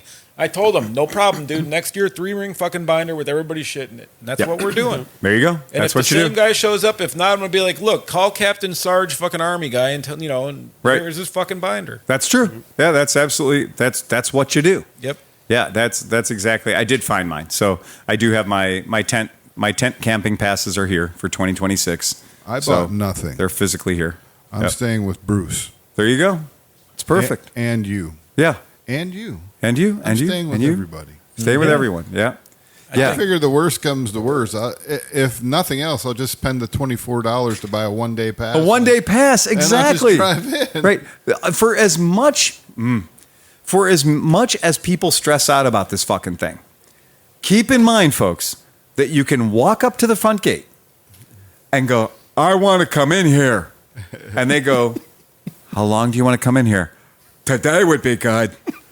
Good, $24. Can I go in? You can go in. And they How long can I stay? Until we throw you out. Monday morning, right? Yeah. That's what it is. And like people are like, well, I don't have the pass for Friday, Saturday, and Sunday.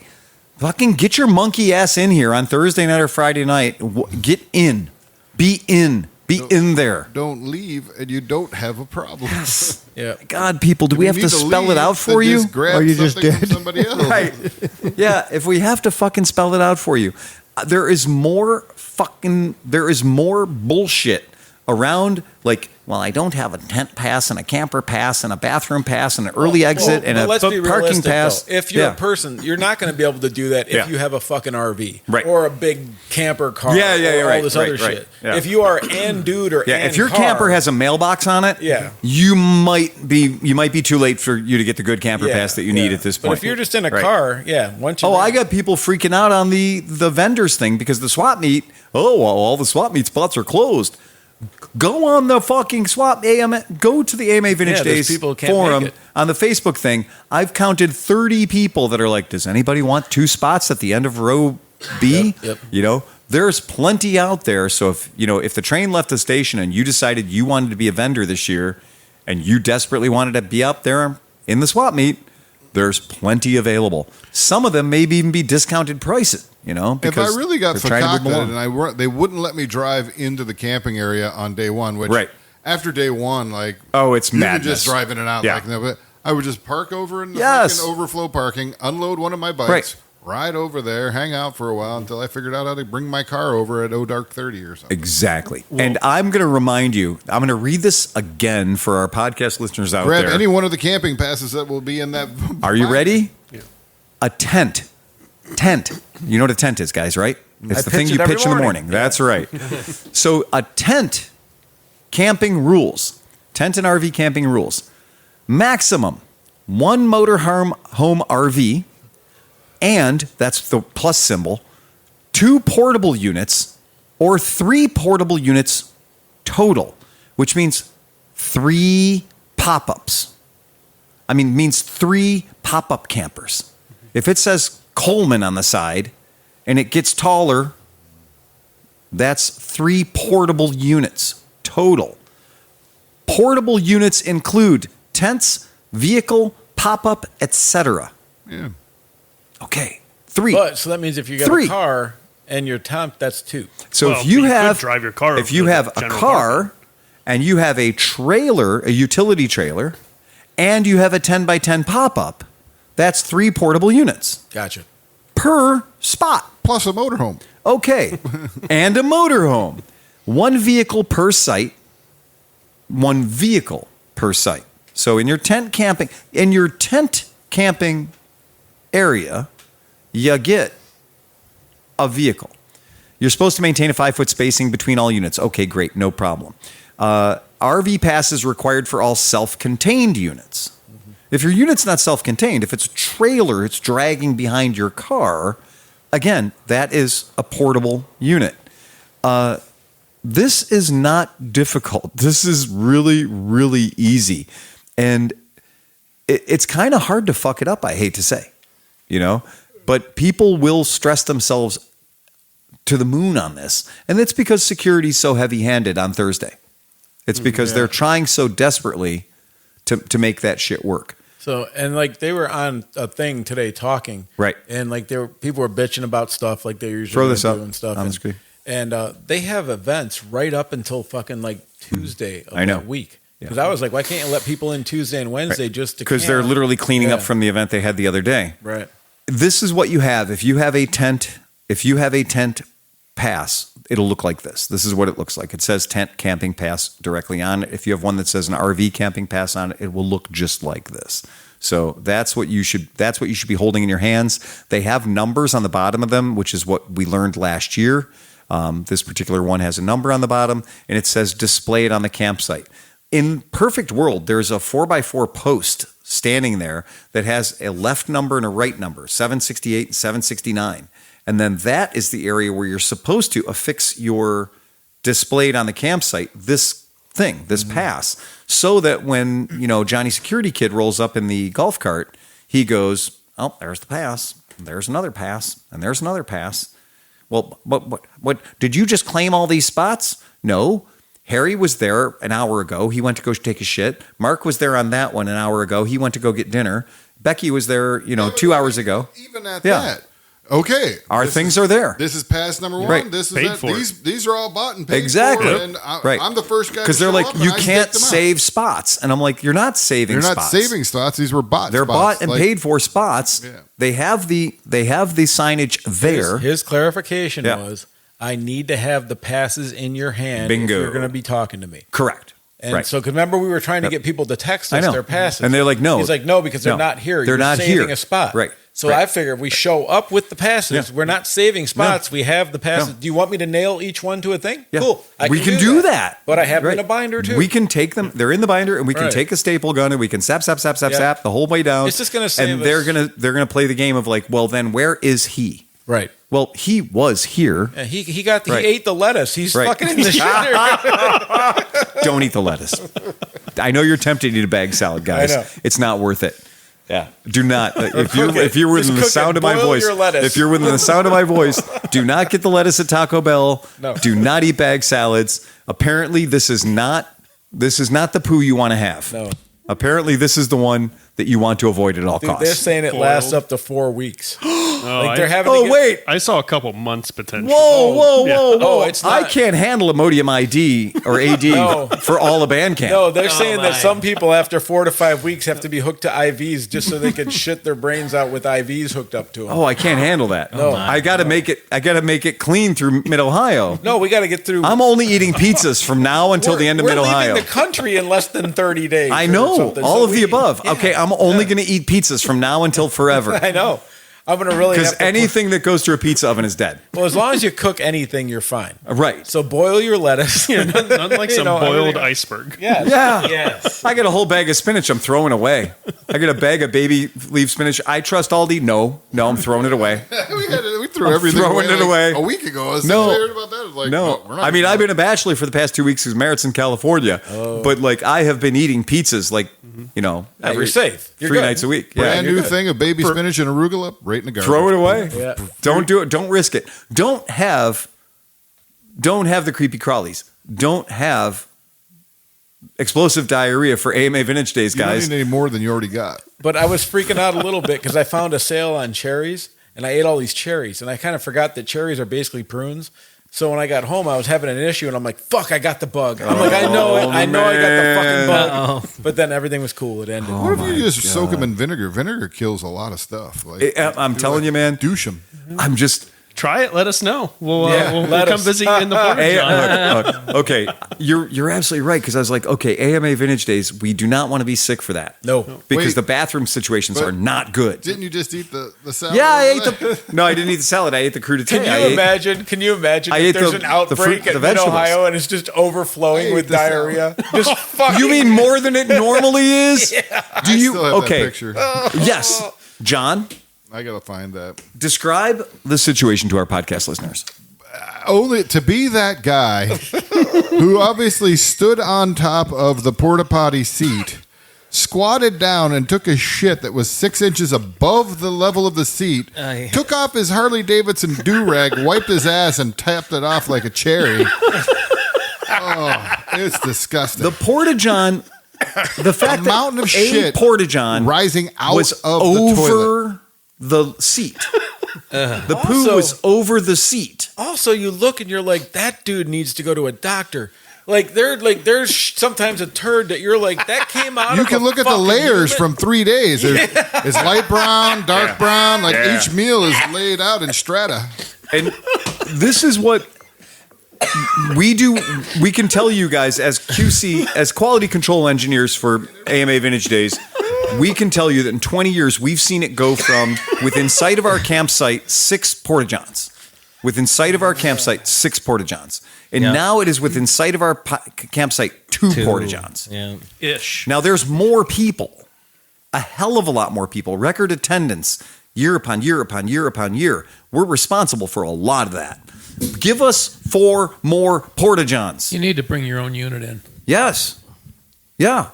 Not joking. It's not a bad idea. That's why some people have bought RVs, and that's why some people have trailers, because that's nice to have your own shitter and your own shower. Yeah. ClevelandMoto will be bringing a post-hole auger. I mean, for your everlasting we're just going to do some land application.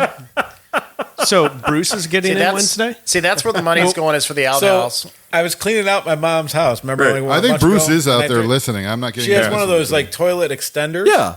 But I'm thinking if you just put that on the ground, that gives you a nice little pocket just to drop one. They're perfect and they're free, right? So I mean, everybody's giving away one of those things. It's got the handles. It's got a 3-inch riser. That's what I'm saying. Right? We just make a little cesspool. Yeah. Just put a 5-gallon Home Depot. Bring the 12-inch post hole logger, and that's it. Put a little chemical down in there. Pour a little chemical down in there. That's it. I can shit on an MRE box like a pro.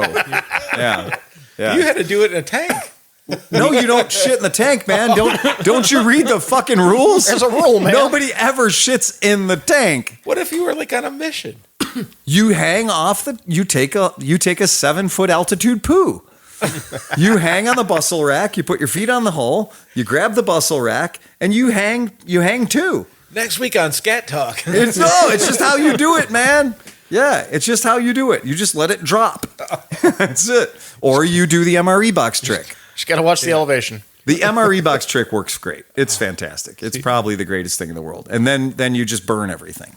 You just light it up and run away. We need to see if when Bruce is there Wednesday night, if security dissipates, if he can relocate a few porta-johns. Yeah. But we got to relocate him from far away. We got to relocate them from like way far away so they don't even miss them.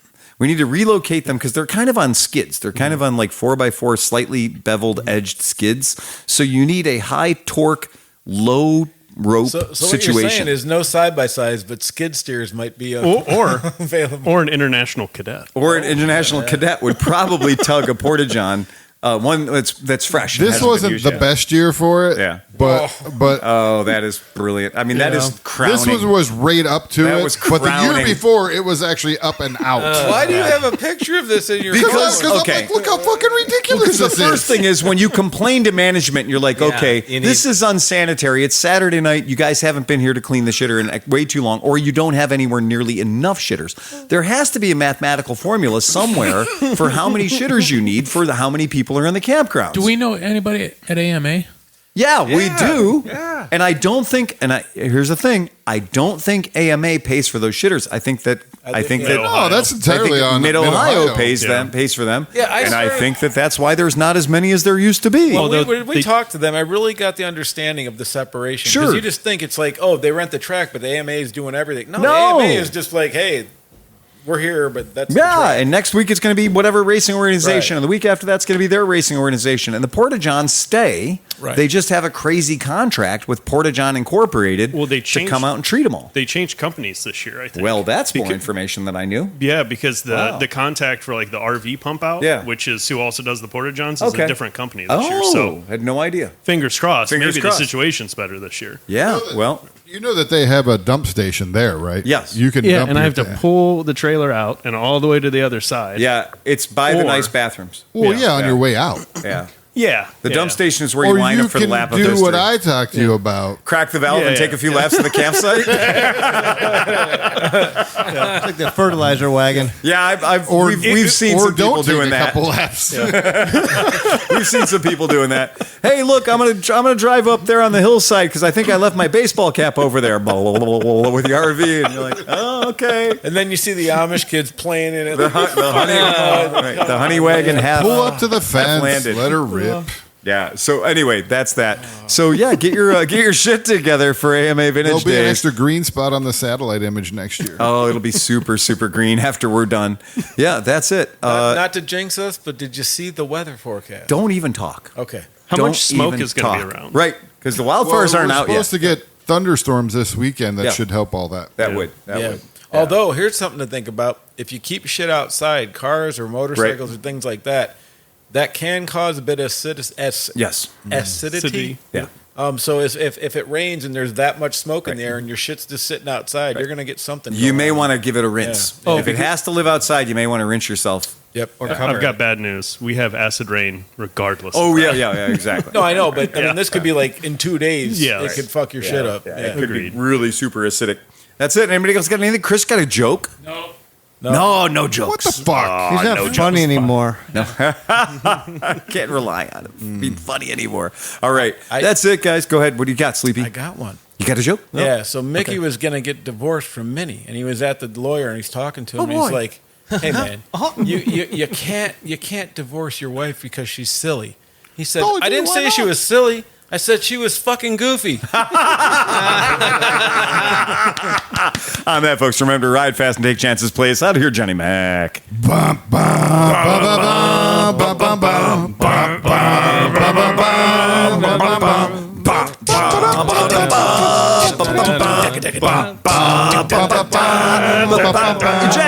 Eject, hit the red button, get us out of here, Sleepy!